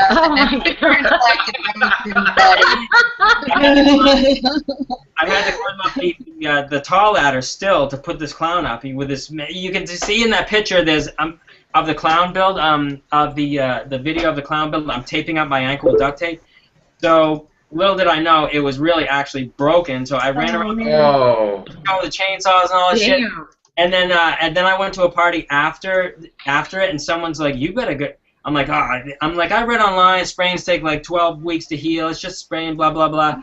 So you better go to doctors because I broke my ankle, and they had to re-break the thing, and I could still walk on it. I'm like, really? You can walk on a broken ankle? So I went to the primary care guy, and he's like, "Oh, it's not broken. We'll take X-rays just in case." And as soon as they took X-rays, they're like, "You got to get in here tomorrow to get that thing back together." Oh man! Damn. The ankle's gonna be all messed up for the rest of your life and everything. So they screwed it back together, and then I'm on crutches for the rap parties. But I made it to the show. The show must go on. I was very grateful that it broke in the way that it did, so my heel bone was still intact, so I could actually still walk and run and stuff. I love that statement. I'm so glad it broke the way that it did. but that's a worse injury. I had some screws in my ankle for a while. I just had them taken out because they were really bothering me. Okay. So you are the Superman of Haunt. Okay, Robert Gaskell wants to know. What's the worst weather-related damage that you've had with these large props? Like how big a toll does it take on the stuff? I would say the last year at Copper House we had the hunt was all over with, and actually it was already known that we were going to be leaving. But we had such an incredible windstorm that it really messed up. Like the big 40-foot structure kind of got tweaked, and some other structures that had been up for a couple of years got But I make them very, very strong, so there wasn't all that much damage. But it's usually stuff like a lot of branches on the trails that have fallen down and stuff like that, and it mainly happens over the winter time when you've got a lot of heavy snow and stuff like that. But I'm trying to think of what kind of damage, but I can't really think of any because I make these things so strong. I guess. All right, I know the big creatures are the hardest to keep intact. Like the ghost, I make so that it swings and sways from side to side, and it'll move a lot, but a lot of the painter's plastic that I use to put on it kind of shreds and falls off. But that by the end of the season, it kind of adds to it. But those monsters really take a beating because they're just way up there in the wind and the rain and the snow and everything, and you got to make them so that they flex and move. And that's why the telephone poles are so important, because they're so far deep in the ground that they can take that punishment and kind of sway like a tree. If you were to make a structure like that was just static, it would be really tough to keep up. Mm-hmm. So do you take, you mentioned earlier, especially the clown, those larger structures, the hanging ones, are those removed after every season and then put back up, or do they remain up? No, they're removed, and that's why, one of the reasons why I've started making these more semi-permanent structures is because each one of those figures are so freaking labor-intensive to put up that I don't, to keep increasing the quality of the show, I can't have like 20 of these big creatures because I would just never be able to finish them. It takes sometimes 3 days to put one of them up because like the Scarecrow's got all these sticks and stuff on it, and that you have to remake every year because the wind and everything wrecks it. And then crawling up the ladder, it really wears you out. So I've got those strategically placed, because the telephone poles were put in there, and then we built all around them. So I had to really plan that out really well. But yeah, so they all come down and they get dismantled and they get put up in the barn, and then that's why I've started, making big structures like this that I don't need. Once it's built, now it'll be good for 3 or 4 years, and I don't have to touch it. I can move on to other things and change up the haunt, change the trail, make different monsters or whatever. So like some of the monsters are really old, but I can still get away with using them because people like them. They like seeing some things that are the same, like the big pumpkin. Nobody seems to ever really get kind of sick of that because it's kind of like the icon, even though it's been with me since the home haunt. The trick is to just kind of keep moving them around, keep things fresh. if things are moved to a different location and different lighting, you can still kind of get away with it. But some things I've completely phased out that just kind of look old and dated to me. You know, some of the monsters still look like that, and I'm hoping to revamp a few of them this year. But we'll see. We'll see what I get done. Julie Watt Rydell wants to know what inspires you and where do you look for inspiration with props and themes? Got him! You got it, That's a tough one. That is a good one because you went from this gigantic skull to like a Komodo dragon. Yeah, it usually comes about from necessity. Like, I will need to change up a certain part of the haunt because, say, it's been like that for 4 years in a row. Like, next year, the Vortex is going to get, I already know, the Vortex is going to get revamped. And people are like, oh my god, I'll love the Vortex, but whatever I put in its place is going to be way better. And people don't really think that until they see it built. Like, you know, when I ripped down the facade to put this big skull up, they're like, why are you taking that down? That's my favorite thing. I love that. And it's only after the skull is built they're like, oh, all right, now I get it. It's a way better improvement, you know. So it usually boils down to needing to change up some area of the haunt, and it also boils down to materials. Everything really boils down to time and money. So if I may want to do something, but I know it's not even. We don't have the time or the money to achieve it. Maybe in a few years, maybe I'll be able to do it. So there's things 5 years out that I have in my mind that I know we're not going to be able to achieve yet. So if I pick an area that needs revamping because it's been there for too long, we need something for our returning patrons to enjoy and keep having a reason to come back. So I'll pick an area and then I'll be like, okay, well, what can we do in this area that's I have surreal elements and I have real-looking elements, like something like the sawmill, for instance. That came about because my grandfather had a big, massive saw. This is really cool. Look at my grandfather ended up living to 103 years old, but this is him, me, and my father. He was 101 right there, right? And it was wow. It was Very cool. wow. I'm trying to get the reflection off there. Yeah. No, you're good. No, it looks good. It looks good. Yeah. So you know that was really, really cool because when he had to go into the nursing home, he had this massive saw blade, and I'm like, I want to make a sawmill like he had, you know, in the haunt. So I was able to get that saw blade. I'm like, all right, I'm gonna make a sawmill. So then the farm down the road had piles and piles and piles of distressed wood that I bought, and we were able to construct this sawmill. So that, you know, that and I didn't put a roof on it. I made it like it was falling in so that we didn't get in trouble with the fire department. It's basically an open air structure, but it feels like you're going in because there's half a roof on it. So inspiration comes from many things. Like I said, when I moved to the farm, I was just surveying the different areas of the farm, and when I saw those old, dilapidated, rotting vehicles, I'm like, oh my god, this has got to be a junkyard. I'm gonna use these things to make a junkyard. I didn't plan on making a junkyard. I saw these things here, and I'm like, I gotta have these. And also, I looked for what can I use for free. The first year, Rainier, the stick figures are pretty in sad shape right now because they've been just up there for 4 years, made out of sticks. But I'm like, sticks are free. I'm gonna make some freaking stick figures, right, with sticks all over them. And then the massive trees that I carved in this picture. Those the farmer had in a big-ass pile. I had done some at Copper House before, but these were all blown down in a windstorm. So luckily he had a massive excavator, and I was able to place these trees where I wanted them and go about carving them, and that cost me hardly anything.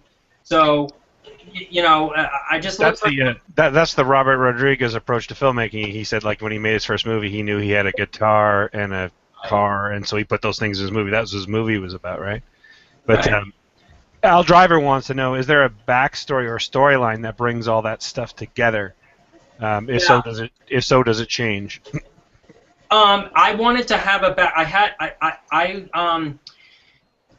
The haunt was always a lot of traditional Halloween elements, like the pumpkin. I always wanted to kind of keep it New England Halloween. You know, it's in the woods, and so I always had like a lot of like I say, traditional Halloween element. So it's loosely tied together with those themes, but there is a backstory on my website. Like I said, my website needs a major revamping, but if you go to About and then this history, Ray Ensslin wrote this really cool backstory about this demon that kind of wreaks havoc on this town, and so I'm able to kind of do whatever I want, and the backstory is very, very loose around that. So whatever I do within that, I can kind of get away with. Like I said, I wanted my name and theme to be pretty ambiguous so that I can pretty much do, people are like, some people are like, why are you putting this dragon thing? That doesn't go with anything in the haunt. But if I do it right, it will be a piece of icon, like the vortex, for instance. That really doesn't go with anything, but it just looks cool, and it has this creepy feel. It totally goes with everything. It's not like a certain theme, like a more. It's not like a really defined theme, like say an insane asylum or a different type of No way. I think there's an artistic aesthetic that makes it a theme, though. Like yes, exactly. Look to Right. Little artistic. Yeah, I mean, when you walk through Haunted Overload, there is a specific feeling, there's a specific look that every building shares with the other. I mean, whether it's the vortex, you're still walking into this huge mouth with these enormous teeth and these eyes, and every building has that same feeling. So, well, just the natural aesthetic of It's everything organic. is what ties it. Yeah. It ties it all together. Right. I try and make it and a lot of that comes from the feedback that I've gotten. I try and make it as organic looking as possible. Even if I'm using foam sculpted pumpkins, I try and introduce a lot of organic elements to them to make it look like you can't tell what's living and organic from what's not, as much as possible, and just using all of the different types of slab wood and getting creative with that slab wood allows me to have that certain look and have all the buildings Stop that shit now. feel like they've been there forever.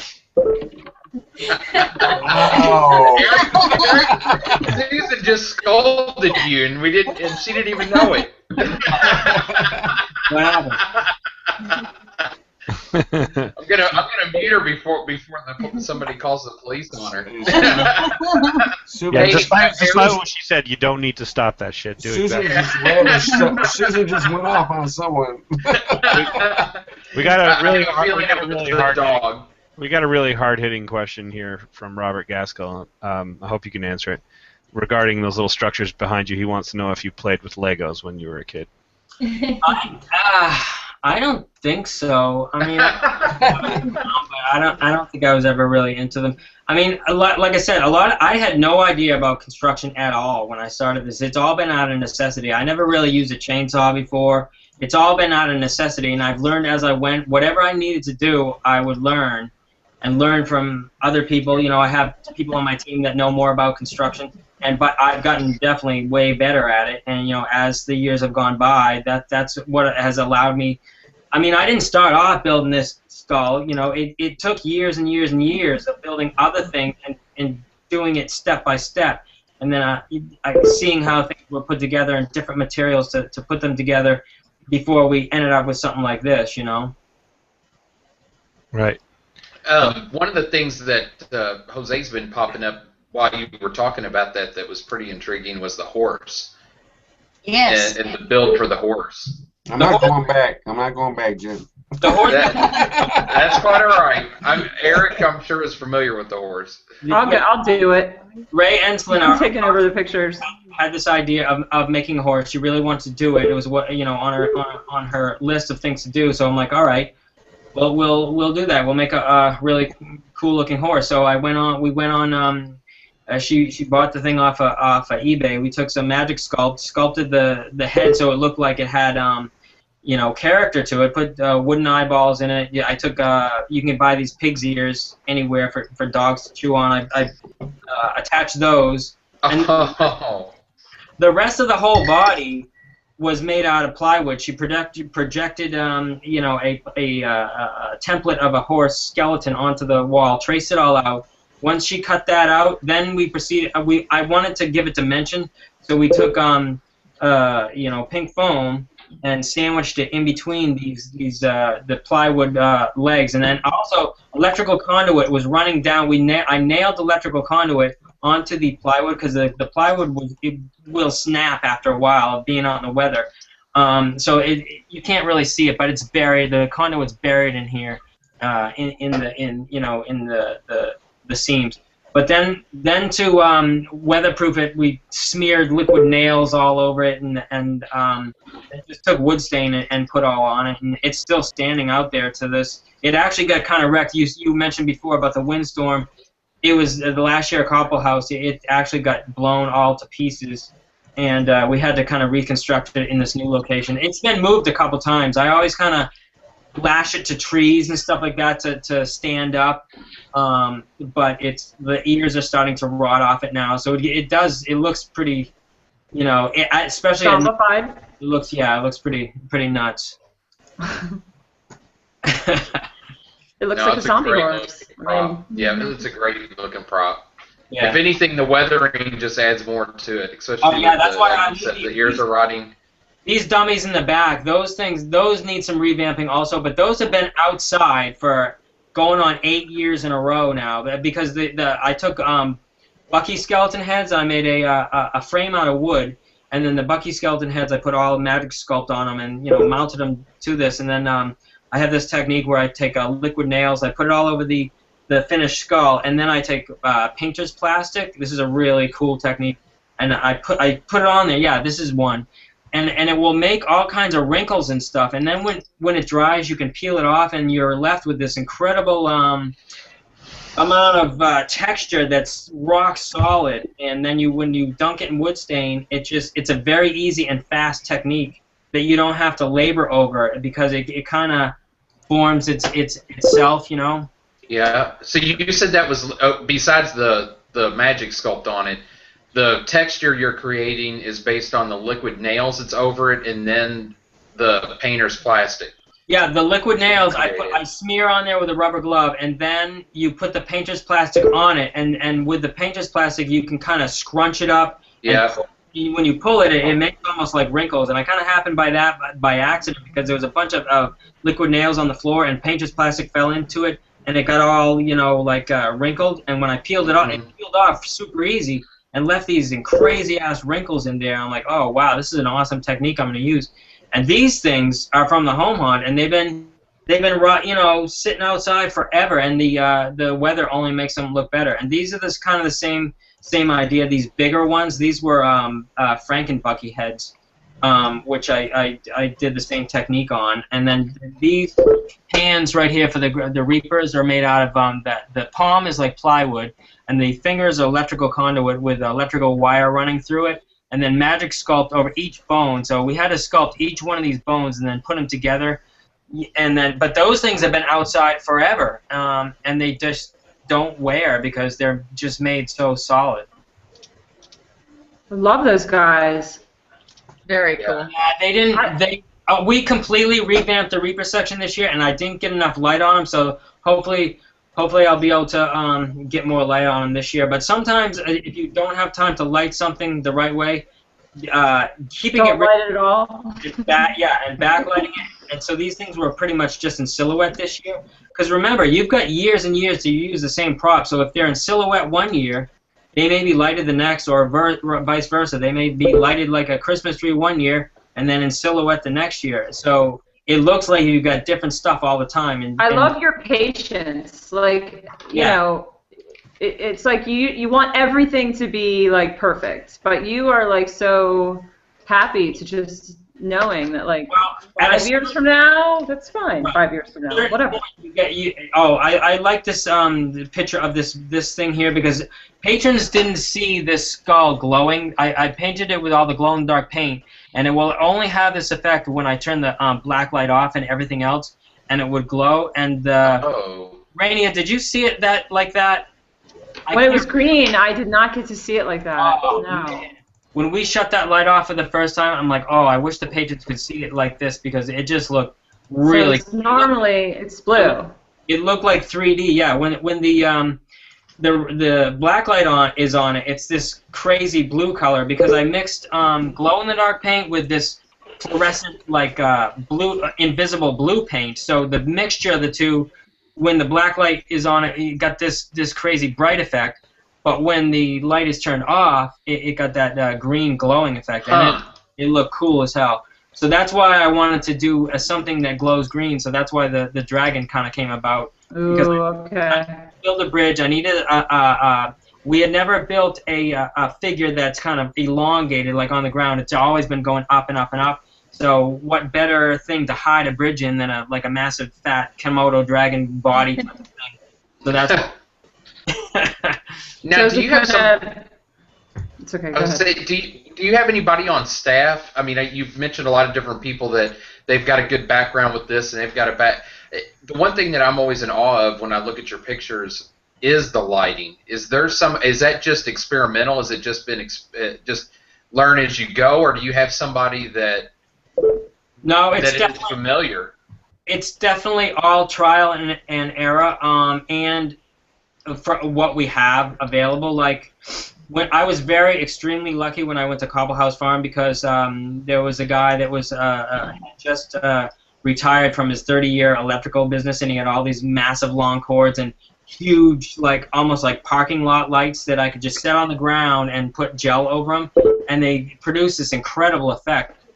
So it's been a challenge for me to kind of get back to that type of lighting, especially where the trail's getting bigger and bigger and bigger and bigger, and you need to cover so much space with the light. So I've pretty much got just halogen work lights with gel over them and supplemental lighting, here and there. But I like to try and get as much with as in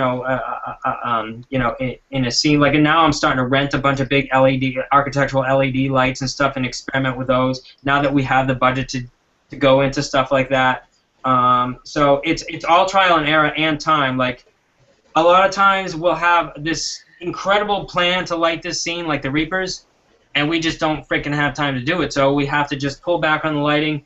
Hey, they look awesome in silhouette for this year. Screw it, let's just open. You can never ever call the haunt finished. Hey, I'm finished now. It's ready to open.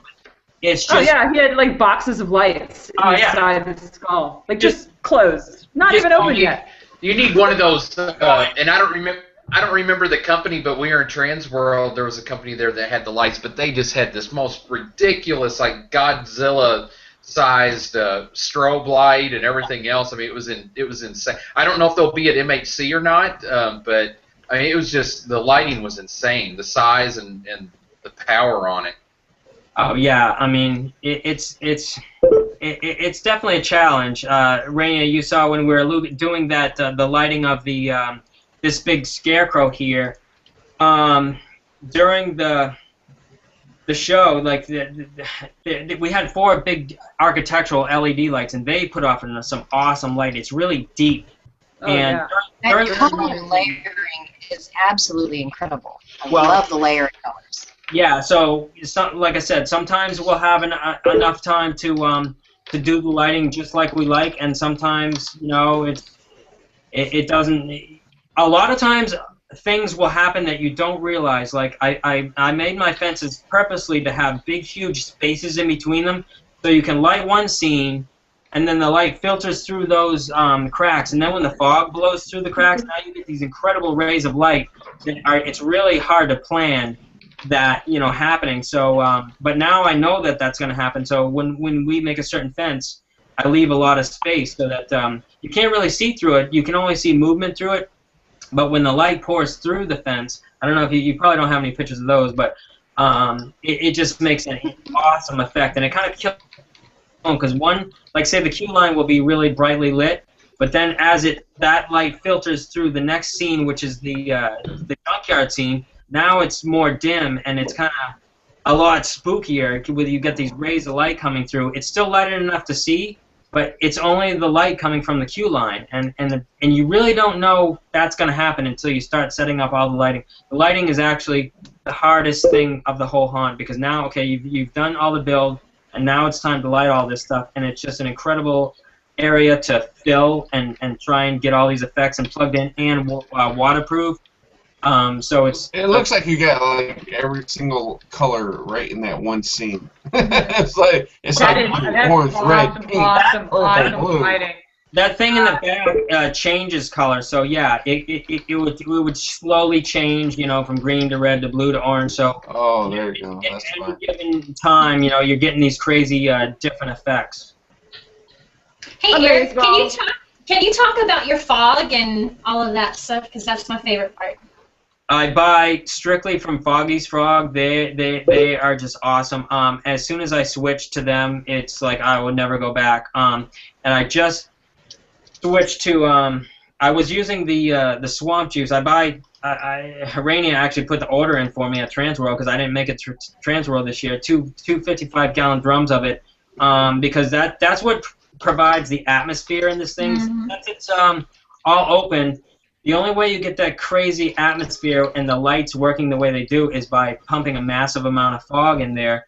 So we have, and the best way to produce that all that fog effect is with many small fog machines. And the guy at Froggy's gave me a really good advice.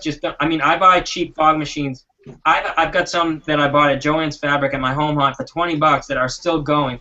And you've got these massive ones, but the trouble with New England is the weather is so cold. You're asking that heater to go from, say, 35 degrees all the way up to 600 degrees, and what happens is it cracks the heater, you know. So I have some fog machines that crap out on the very first night, and I have some that last for years. They're very kind of temperamental. I really haven't spent more than $150 on a fog machine. We usually end up just salvaging a bunch will go down, and I have a bunch of backups. So as soon as one goes down, which I know is going to go down, I just replace it. I got a bunch of small ones that are in certain areas that don't need a lot of fog, but just need kind of a little bit. And then I've got big ones like the 1300 watt or whatever that needs to go in the vortex or that needs to pump out a lot. But the best way to get fog through the whole entire haunt is to place them all in. Instead of having one or two giant ones, in one area, you place them all in kind of strategic areas so that all the fog kind of connects together. And we start the fog machines between some on the low end 15 to 20 to sometimes 35, 40 minutes depending on the weather before the show, so that it can be fogging up. And so by the first time that the patrons go in there, it's all fogged up already. If you start it right when the patrons are coming, the first patrons through are going to have like no fog. So depending on, I'll look at the how many people are going to be coming that night. If it's a slow night, I can kind of get away with starting the fog a little less. If I know there's going to be tons and tons of people, and I know we're going to have to fill the fog machines, 3 or 4 times a night, then I'll start it earlier, and so then we'll fill them right before the first show, so that it's kind of hell running around to fill all those. So we have like a team of people that has quadrants, and they'll fill these 4 fog machines. I'll fill these 4, and like that. But it's definitely the one thing that kind of sets our haunt apart is that much fog. And we've actually been asked to turn it down because so much fog was going out into the street. Killing the apples. Yeah. These apples sure taste like fog. I have maybe a really personal question for you, Eric. Have you ever run into the situation where you have personal friends who want to be involved with the haunt, and yet then the business gets in the way and you've lost friends as a result of that? Let me think. No. Tell us about the things that because they can't, they can't get on board with the business model, or they don't take it seriously, or they're not reliable, and you're faced with having to talk with them from a boss perspective versus just being their friend. No, not that we're already existing friends. We've had some volunteers that have volunteered, become friends, and then gone fucking crazy. And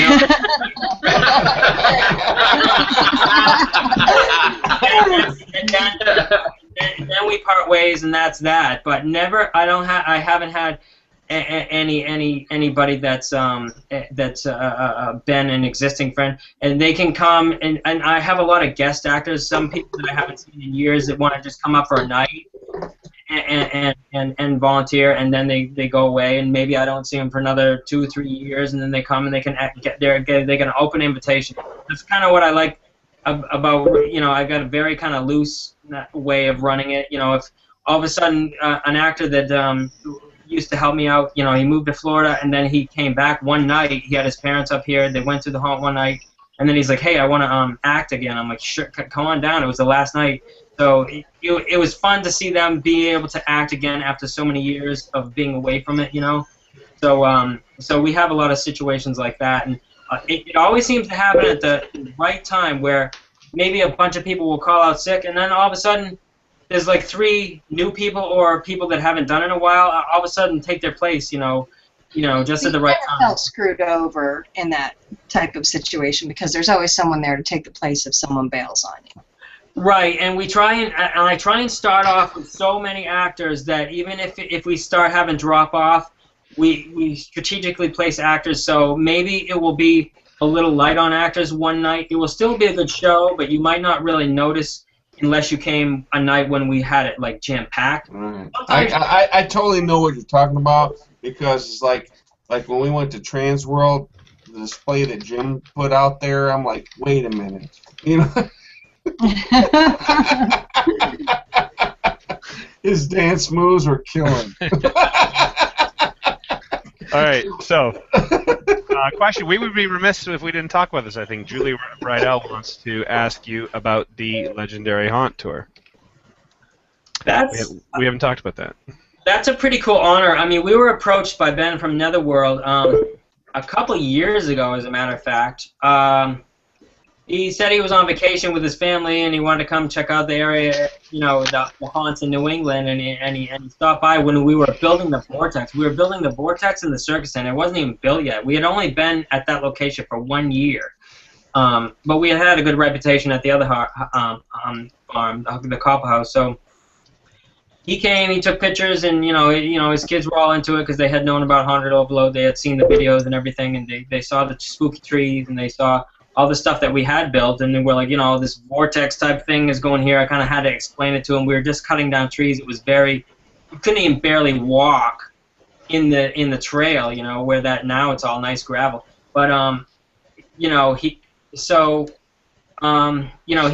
approached also Spooky World, the giant, you know, haunt, and then Fright Kingdom, really quality haunt, and my buddy over in Nashua, and it didn't really, you know, it didn't really come about. He didn't really officially ask me until, I don't know, I think it was a year ago or whatever that it's been in the works for like a year, because they plan these things so far out.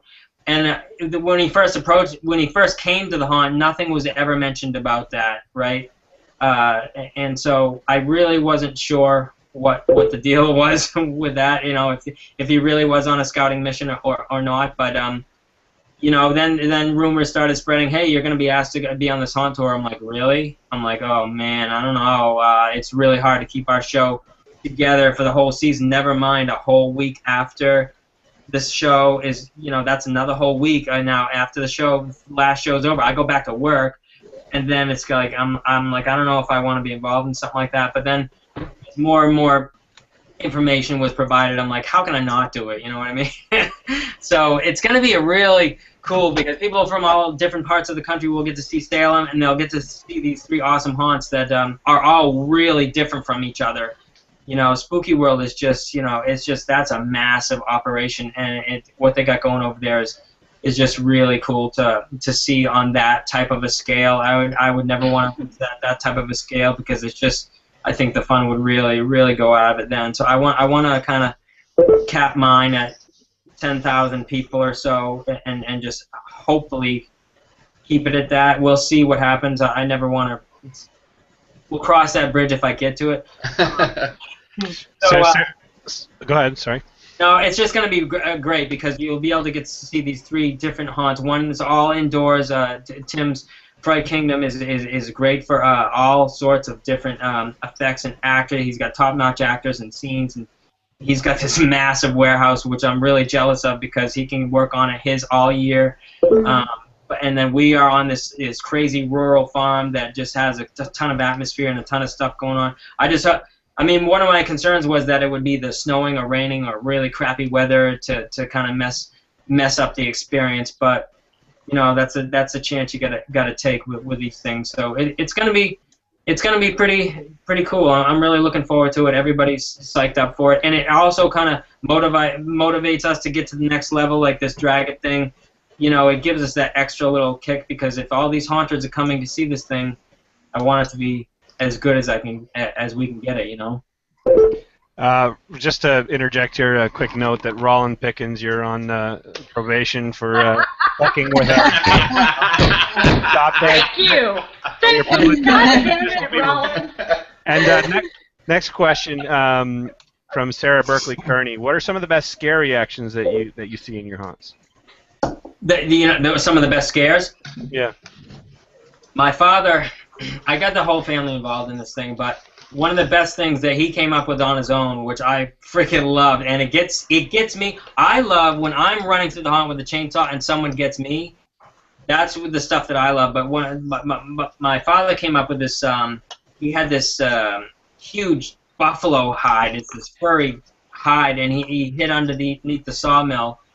And so now it's at ground level. As people are going through this thing, this huge, like, hairy thing comes flying out at ground level, and it just really takes people off guard, and you see them jump and just have these crazy reactions. But the chainsaw always gets people.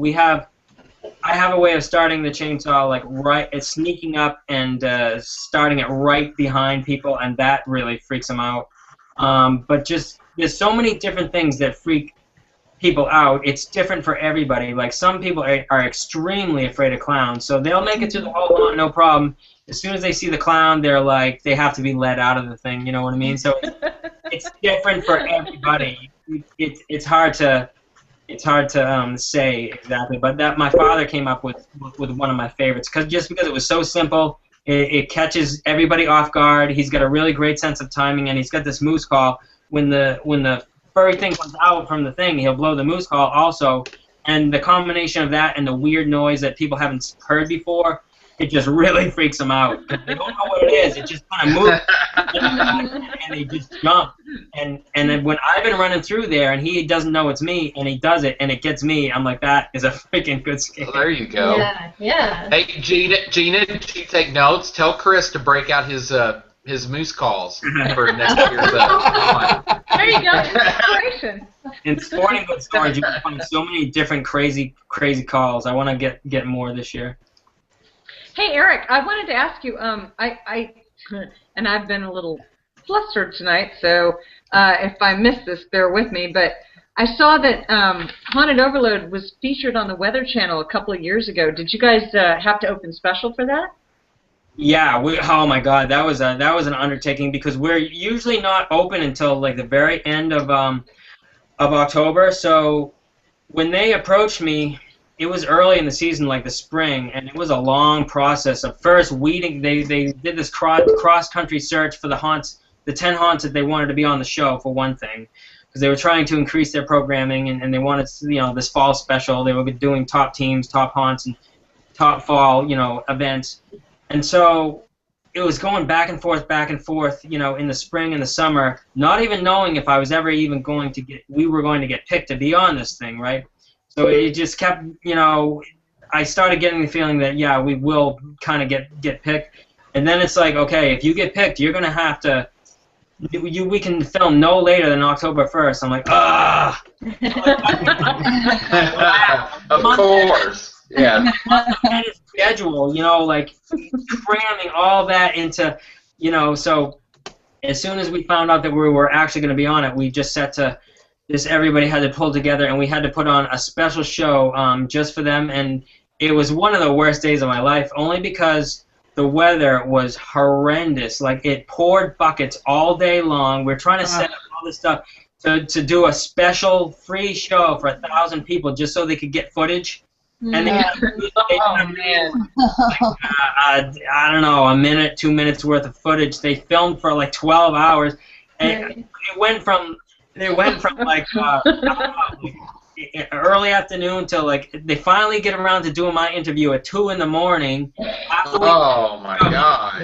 Oh shit!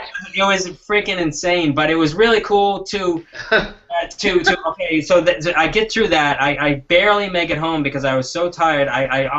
The haunt's a half an hour from my house. I was so friggin' tired that I couldn't make it home. I had to pull over, and I actually thought I had smashed into a brick building because when I woke up, the brick building was staring at me. So I'm like, where am I? You know, so that you know, so then I you know, make it to that. Then the next week it was on, and I had all this with a broken ankle. So we're watching the show. And my ankle is all wrapped up. It's like it's black, you know, black and blue, and I didn't know it was broken, but so I'm there propped up, and we're like, are we gonna be 10th? Are we gonna be 9th? Are we gonna be 6th? And it was just really cool to watch. You know, we ended up coming in 5th out of 10 of the haunts, but it was a really cool thing to look back on. You know, so you know, it's really anytime you have something like that, you got to capitalize on it because we can always list that in our marketing. You know, Weather Channel, 5th, this, blah, blah, blah. You know, it's just a number. You can't really put too much stock in it.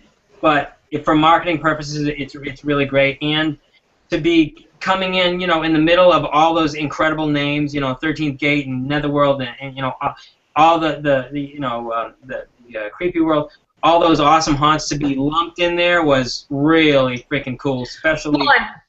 Huh? Yeah, I was going to say, and that's nationwide and outside the haunt community too. So I mean, that's massive exposure. Oh yeah, it was really, really, really great, and we got, you know, a big bump in that. And you know what we really used that for? We had been trying to get on the local show is called Chronicle, and they do like a big long half-hour in-depth thing. And the only reason they came was because we used the Weather Channel as leverage because they never really had any interest in us. They're like, oh, whatever.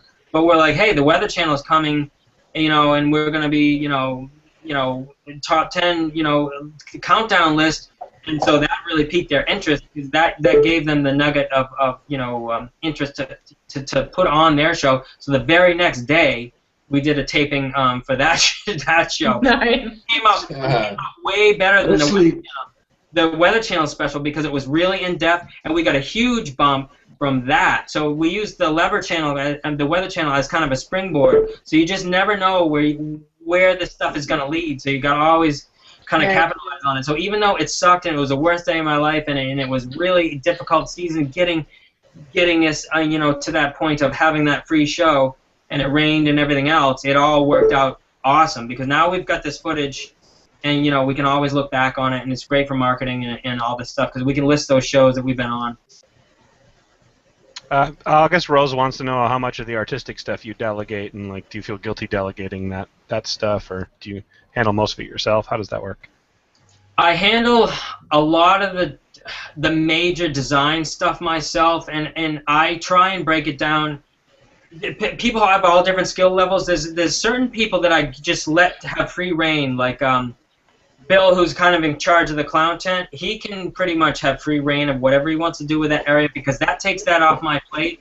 People kind of have to earn that trust. Once I see that they can do certain things and they're talented in this respect, I'll let them go off on their own because I know they're not going to screw me and, you know, come back and I'll be like, what is that in the haunt? You know, it looks horrible.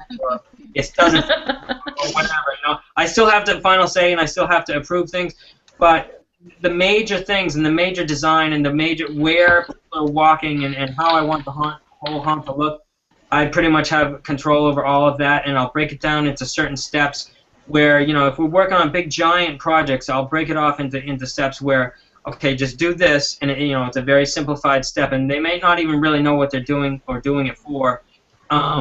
And then as the steps get more and more complicated, we just take it step by step and do it that way. But you know, there's a couple people that work on these major structures that once the scale model is done, then we all kind of work on it together. I'm always there for those types of things.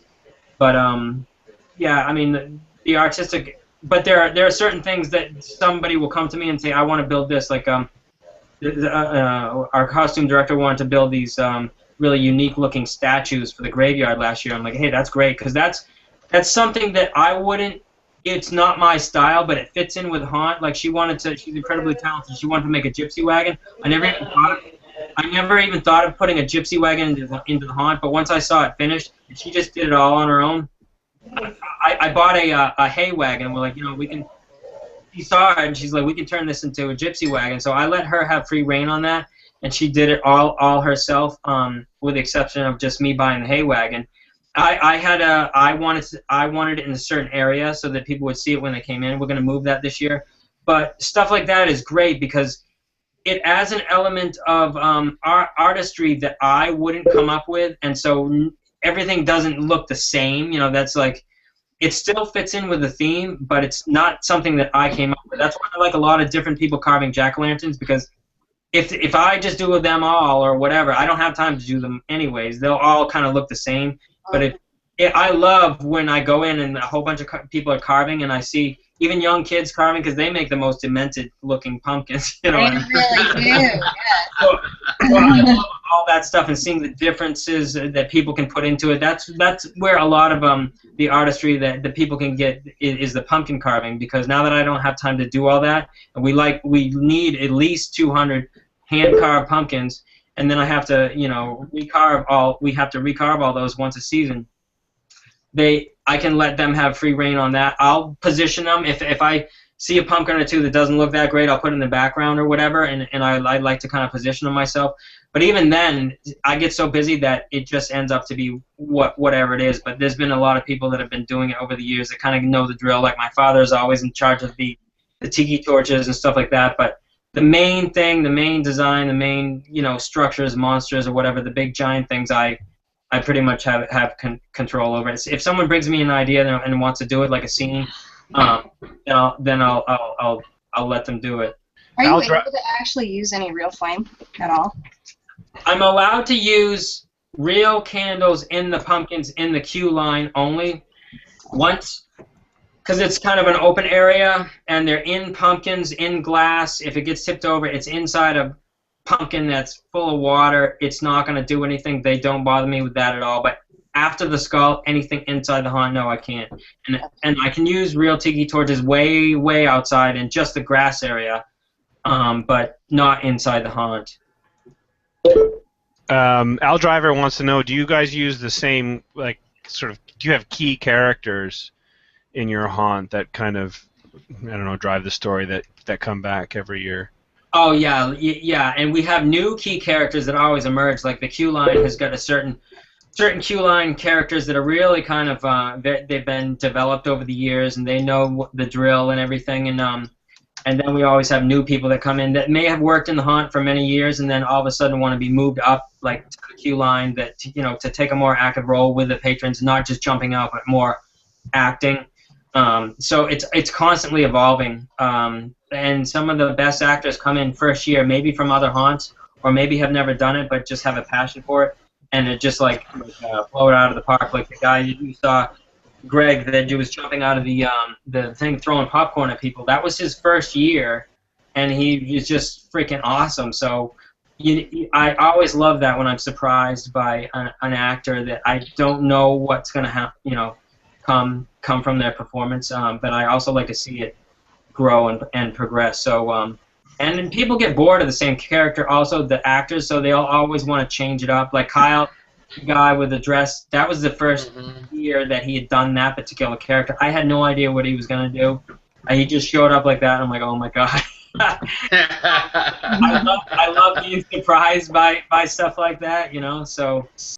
Yeah, it's something about a big dude in a dress with funky makeup running around with a chainsaw. Yeah, I mean, he's not gonna be freaked out with that. And I'm trying to remember what he kept saying. He kept saying the same thing over and over as he would run it. Just this monotonous. It was.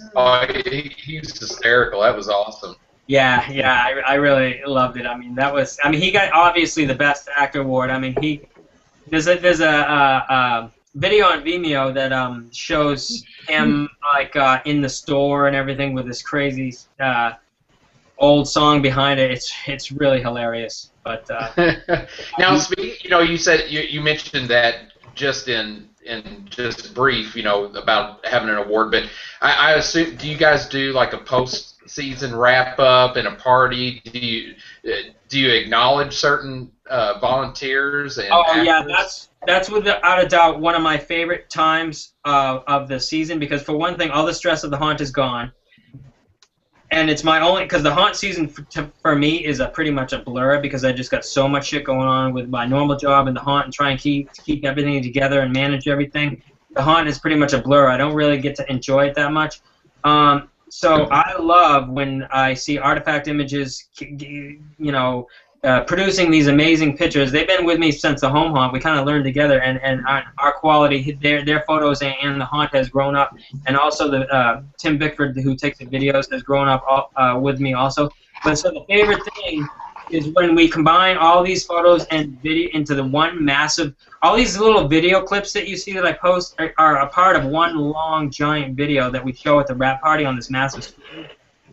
And we give out awards. I spend quite a bit of money on different, gift cards and awards, and for really, really special awards, I'll hand make like a certain skull trophy or whatever for someone that really went over and above. And so that's a really prized thing, for people to get. And it really kind of makes them want to go to the next level. Incentive, yeah. And have you ever gone like crazy and like, let's say you're working in a haunt and like you're all stressed out, and I mean I've been there before, and they're just working, and you're like, God damn it, you're just like, and you yell at them, and they're like, oh, I'm sorry, but they're still volunteers, and you're like, then you feel bad later, like, damn, I just yelled at him, but he didn't say nothing, but it's like, but that was still bad, but you're so stressed, and you shouldn't have said it, but you yelled at him regardless. That definitely happens, and that's why it's really good to have key people that I can. I have a great stage manager, Tom Sadowski, that kind of keeps control over the actors and big situations that may or may not spin out of control, and kind of rein them in and stuff like that. But yeah, that stuff happens all the time especially when it's about to, almost ready for showtime and it's getting really stressful. But that really kind of only takes place with the key people, like say me and Wally might yell at each other, but we know that it's right. Any big deal, but because we have developed that trust, I don't think I would yell at a first-year actor like that, unless they were going to be asked to leave. You know what I mean? But so yeah, we try and handle situations like you said. They're all actors, so you can't really, Right. I mean, I've got like one guy that comes around and helps me, and I yell at him all the time. And he yells back, and I'm like, yeah. I'm like, why you stay here? I don't even know why I'm yelling at you, because you're like my only help. Yeah, I yell at my husband every year, and unfortunately, he's stuck here. So. Really funny, the incredible amount of stress that we put upon ourselves, no matter what level we're doing at. I mean, I put the same level of stress on myself at the home haunt. I had, for one thing, way less staff, so it was just as rigorous putting up all these things myself and with a couple other key people. But as it's grown in size, so has the staff. So it's kind of at the same level of stress, only a lot more, because there's a lot more stuff to deal with, fire department and safety and all sorts of things hitting you at different directions that you really don't know until they happen. Right. I think it's more. I think it's more of like I'm sure it's the same with pro as well as home haunters. Just like we go through such a rigorous deal, like building everything together. And then all of a sudden we're like, man, I just don't want to do it no more. I don't want to do it no more. And then we get that first scare, and we get the first person to hit the ground, and that one little thing just makes up for the whole thing. But we have to wait. But we have to wait for the whole year to get that feeling like, okay, I'm gonna do it. I'm gonna do it again. But that shit was sucking ass until that point. And then it's like everything's fine. I'm like, okay, let me plan for next year. Right. That was extremely well said, because I really need that haunt season to recharge my batteries. Because like one of the lowest points that I feel is like Labor Day, when I know like, oh my God, it's nothing but You know, and maybe not like gonna August, make it. I'm not gonna make it. right, August, where you know it's traipsing up 4 stories in the blazing heat. It's like, oh, why are we doing this? But then the show is going, and we start getting the reviews online and the reactions and everything. That propels us like crazy to the next year. All we can think about is what next year, what next year. You know what I mean? It's pretty. It's that first scare that does it for me. That rush It's is the real life Monsters Inc. going after the scare. Yeah, right. I love that, Jim. That's great. For sure. we Brad? care because we We've- care. Right. We've pretty much exhausted most of the questions for tonight, but I'll just go back to one I hope it hasn't been asked yet, and I have to go to Mary, of course. Of course. But it's a pretty good one if it hasn't been answered. Mary, where the hell do you get telephone poles? Like, how do you just find telephone poles? Well, you know what? It's actually a lot easier than you would think. The first ones at my home haunt I got from sponsorships because we were doing it for charity. I just simply went to a construction company, 2 construction companies, and asked them, "We're doing this for charity. Would you mind sinking a telephone pole in my yard? And then when the haunt's done, rip it out. All I need to do is borrow it and borrow your big, you know, auger." They came and installed it and took it away. So I got the use of them for free for a few years at the home haunt. But then the pro haunt, that was a little harder to do. I had to buy those and, you know, have them install them and everything. It was around, I don't know, I think it was $1,200 a pole or something. But I still got a little bit of sponsorship out of them. But now the poles that I was just using for the train trestle were bought by the farmer. A lot of these poles now they're considered they're considered kind of toxic waste because they've got not toxic waste but just undesirable for landfills and stuff because they got all this creosote on them. The poles that I'm using for the train yard are all really old, really fat cedar posts, which are very rare. So these things are pretty old, so they don't have all the creosote. But you know, every once in a while they'll need to redo these poles, and the farmer actually bought them for his parking lot, and we are able to pick from that pile and use those. But for the monsters, you can buy one, or you can probably secure one somewhere that they're getting rid of, and then just pay for the installation. That would be the best bet if you wanted to try and do something like that. But I would probably start off with something smaller, maybe 12, 13 feet, just to kind of get your bearings on what the wind does to these things and stuff, because I definitely didn't start off going at 30 feet. The clown's 36 feet, and man, it's a lot of hard work to get that thing to be safe and you know, just to hold. How far down in the ground does it go? It's 6 feet in the ground, so they use a massive machine, you know, an auger this big with a big, huge boom on it to drill all the way down in there and then sink it in. So it's definitely not something that you can do by hand because with a strong wind, the thing will pull out of the ground and probably kill somebody. So it's got to be, if you're going that high, it has got to be professionally installed because they install transformers on these friggin' things. And the monsters, you try and make them less weight than a transformer, you know what I mean? So that's you know, it's and I try and keep the monsters away from people so they're just looking up at them. But you know, if anything were to ever happen, like the rope, you know, I have safety ropes on them, so if the main one breaks, there'll be this one to catch it if it does go down.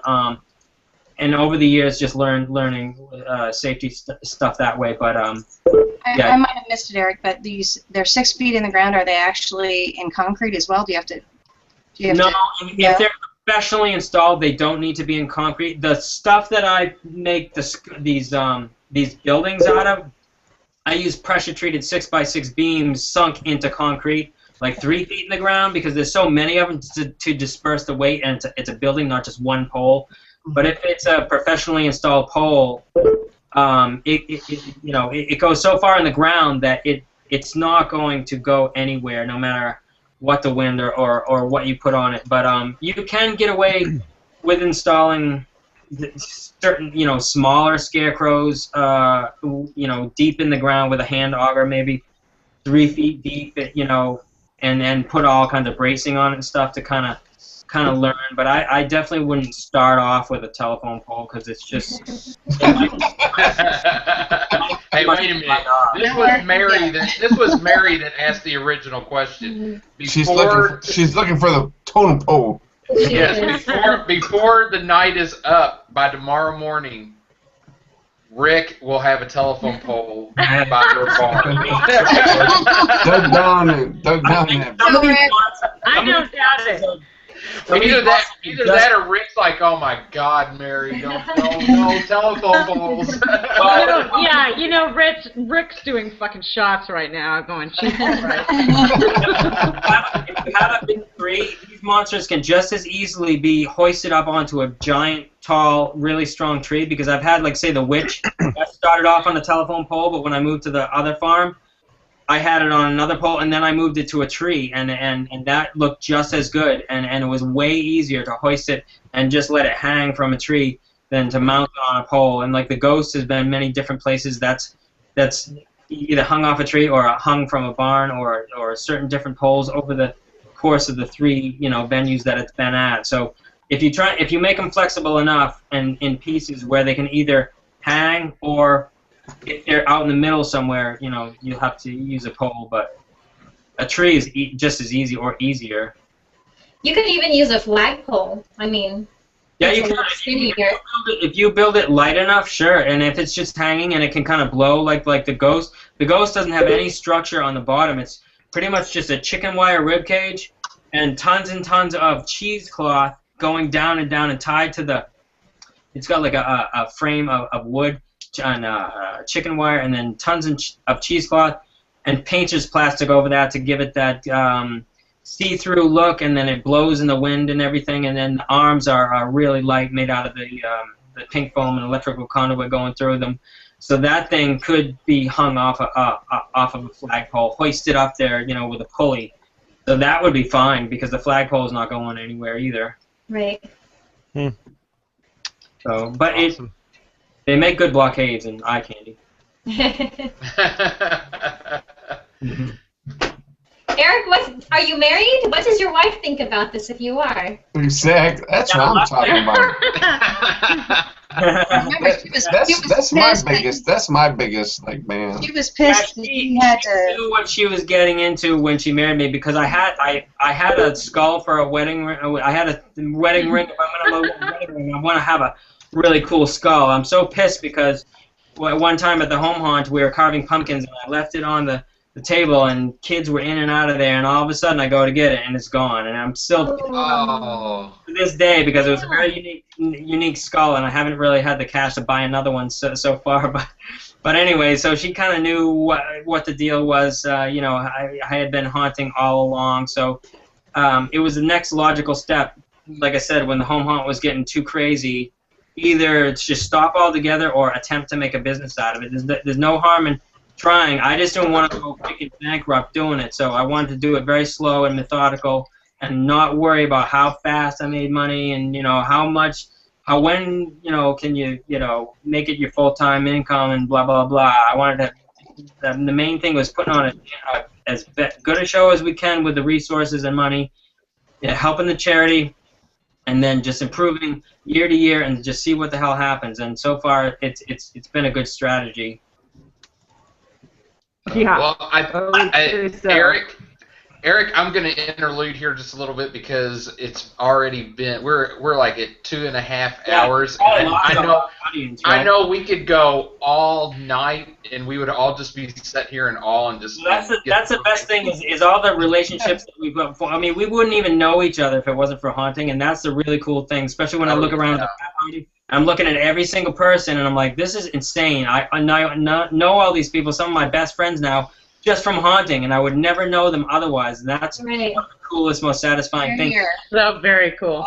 Here's to that. It's lifelong relationships is really freaking cool. That's the point. The point of this show, right? That's why. Yeah, that's the whole reason why Hunters Hangout even started, and the Facebook page, and it's just taken off from there. So I guess like minds want to stick together. We're the only people that understand each other. Yeah, that's right. Well, and hopefully, too, you'll have the opportunity, especially being a part of the Legendary Haunt Tour, that maybe some of the folks that have been watching you and watching this tonight to have an opportunity to go and meet you in person. So, another opportunity. Cool. Very cool. And speaking of meeting, we also had a contest that was tonight as well. So, before the show started, we all kind of just tried to put something together really quick on how we're going to pick a winner. We didn't know what we were going to do. Yeah, and just in case anybody doesn't know, Al from Slaughterhouse was generous enough to donate a ball-peen hammer prop to give away tonight. Absolutely, his props have been amazing. So he did donate a ball-peen hammer, and what we had chosen beforehand was the first person to ask, because it seems like every show somebody asks about going to one of the conventions, whether it's MHC, Transworld, what have you, and we figured the first person to ask that was going to end up winning the prop. And that person just happens to be Chandra Hood, Hard. I don't know. I'm not sure. Yeah. Hard. Yeah, I'm sorry, I'm butchering your last name. I'm just not good at this. But holy cow, that's some butchering right there, brother. I know. But you know what? I guarantee she does not care right now because she just won the prize, so she can care less more. Congratulations! So congratulations, Chandra, you won. Either send us a personal message, either Jose or myself, and we'll get you in touch with Al, and we'll get that worked out and have that prize sent over to you. But again, we can't. Well, we're actually we're going to MHC to go get the prize, and then we're going to mail it to her. So. Well, maybe she'll be at MHC, and then hey, that'll be even better. So. But no, we can't thank everybody enough. This season has been fantastic. I know that we've had our ups and downs where you thought, my God, just like anybody else, it's kind of like, what are we doing this for? This is a ton of work. And every Thursday it comes around, it's kind of like, this is fun. Yeah, this is what we got to haunt. You know what I'm saying? We're haunters too. We got to do our own thing. There's a lot of stuff going on. You got to look at like the Homeowners DVD Collection Awards. You got to look at that, and you got the Halloween Extreme. They got their contest, their props going up. Everybody wants to get their props in, and it's like you got to do all that. I mean, we're sitting back. We want to start building and making props too. So that's why that's why we're like. That's why the end of the season is depressing for me. Yep. And after talking to Eric, I'm going to save every one of those popsicle sticks that my kids go to throw away. There you go. I'll never look at them the same again. Well, it's going to be really fun keeping up with everybody's haunt. That's some of the drive too. Is just seeing what everybody else is doing. It's really, really cool. Yeah, it's insane. It's insane what we go through. Especially at the Haunters Hangout, where we have like over 8,000 members, we try to like keep up with everybody, but it's insane. When like what Brad said, when the kids start getting skinny, we're haunting too much. Right. You know what I'm saying? It's too much haunting when the kids are getting skinny. You know what I'm saying? But definitely, we want to thank. We had a great season. We met so many people, and I mean, I'm sure we're gonna meet so many more. And I want to thank Jay Wall for like hosting. Brad is like, both of them are like a big part of the whole.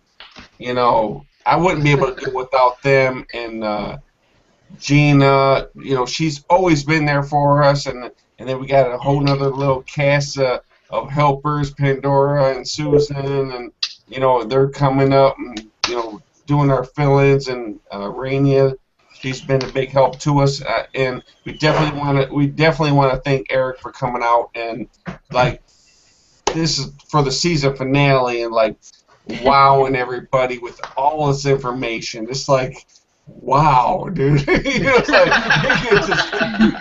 like he could write a book on haunting, and that would be the bestseller. So we definitely want to thank you, and please, after this, there's the time zone. people are still going to be asking questions. If you could go back, and there will be some people still asking questions. They think it's still going on. If you could answer the questions, that would be awesome. Right on the Facebook page. On the Facebook page. Yeah, because they're going to come and look at it. Because there's time zones where it's 4 hours back, so people still wanted to ask questions. So. And remember, all the Superman stuff is a compliment. And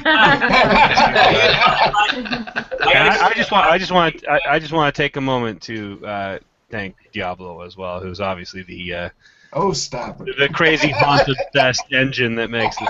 Yeah, no kidding. The king. If you've ever posted anything on the internet and the word Halloween was in it, he saw it and he's this isn't possible without Diablo. So. That is exactly right. I'll to them tomorrow. But hey, I want to thank everybody for coming on, and Haunters Hangout is the best thing that ever happened, and it would be nothing without all of you, and that's just how it is, pro or home haunters. So Haunters for life. Haunters for life. There you go. Hey, next season we're coming strong, so get your hunts on. Get your pictures. Take your pictures. Remember. Get your pictures. Yes, make sure pictures are in, and more importantly, if you are going to be at MHC next week, make sure to come up and say something to us. We want to talk to everybody and meet everybody as well. So I know there's a lot of people out there yet that we've not been able to meet in person, and that's a perfect opportunity. So come and hang out for real. That's the true live hangout. Right. And J-Wall's waiving his normal signature fee, right? Like the $10. He's waiving it for him. Hey, see, now we're in that point where we don't want to shut off because we're it's over. All right. Honest for life, guys. Peace out. Yeah, we'll see you in season 3. HFL. Thanks.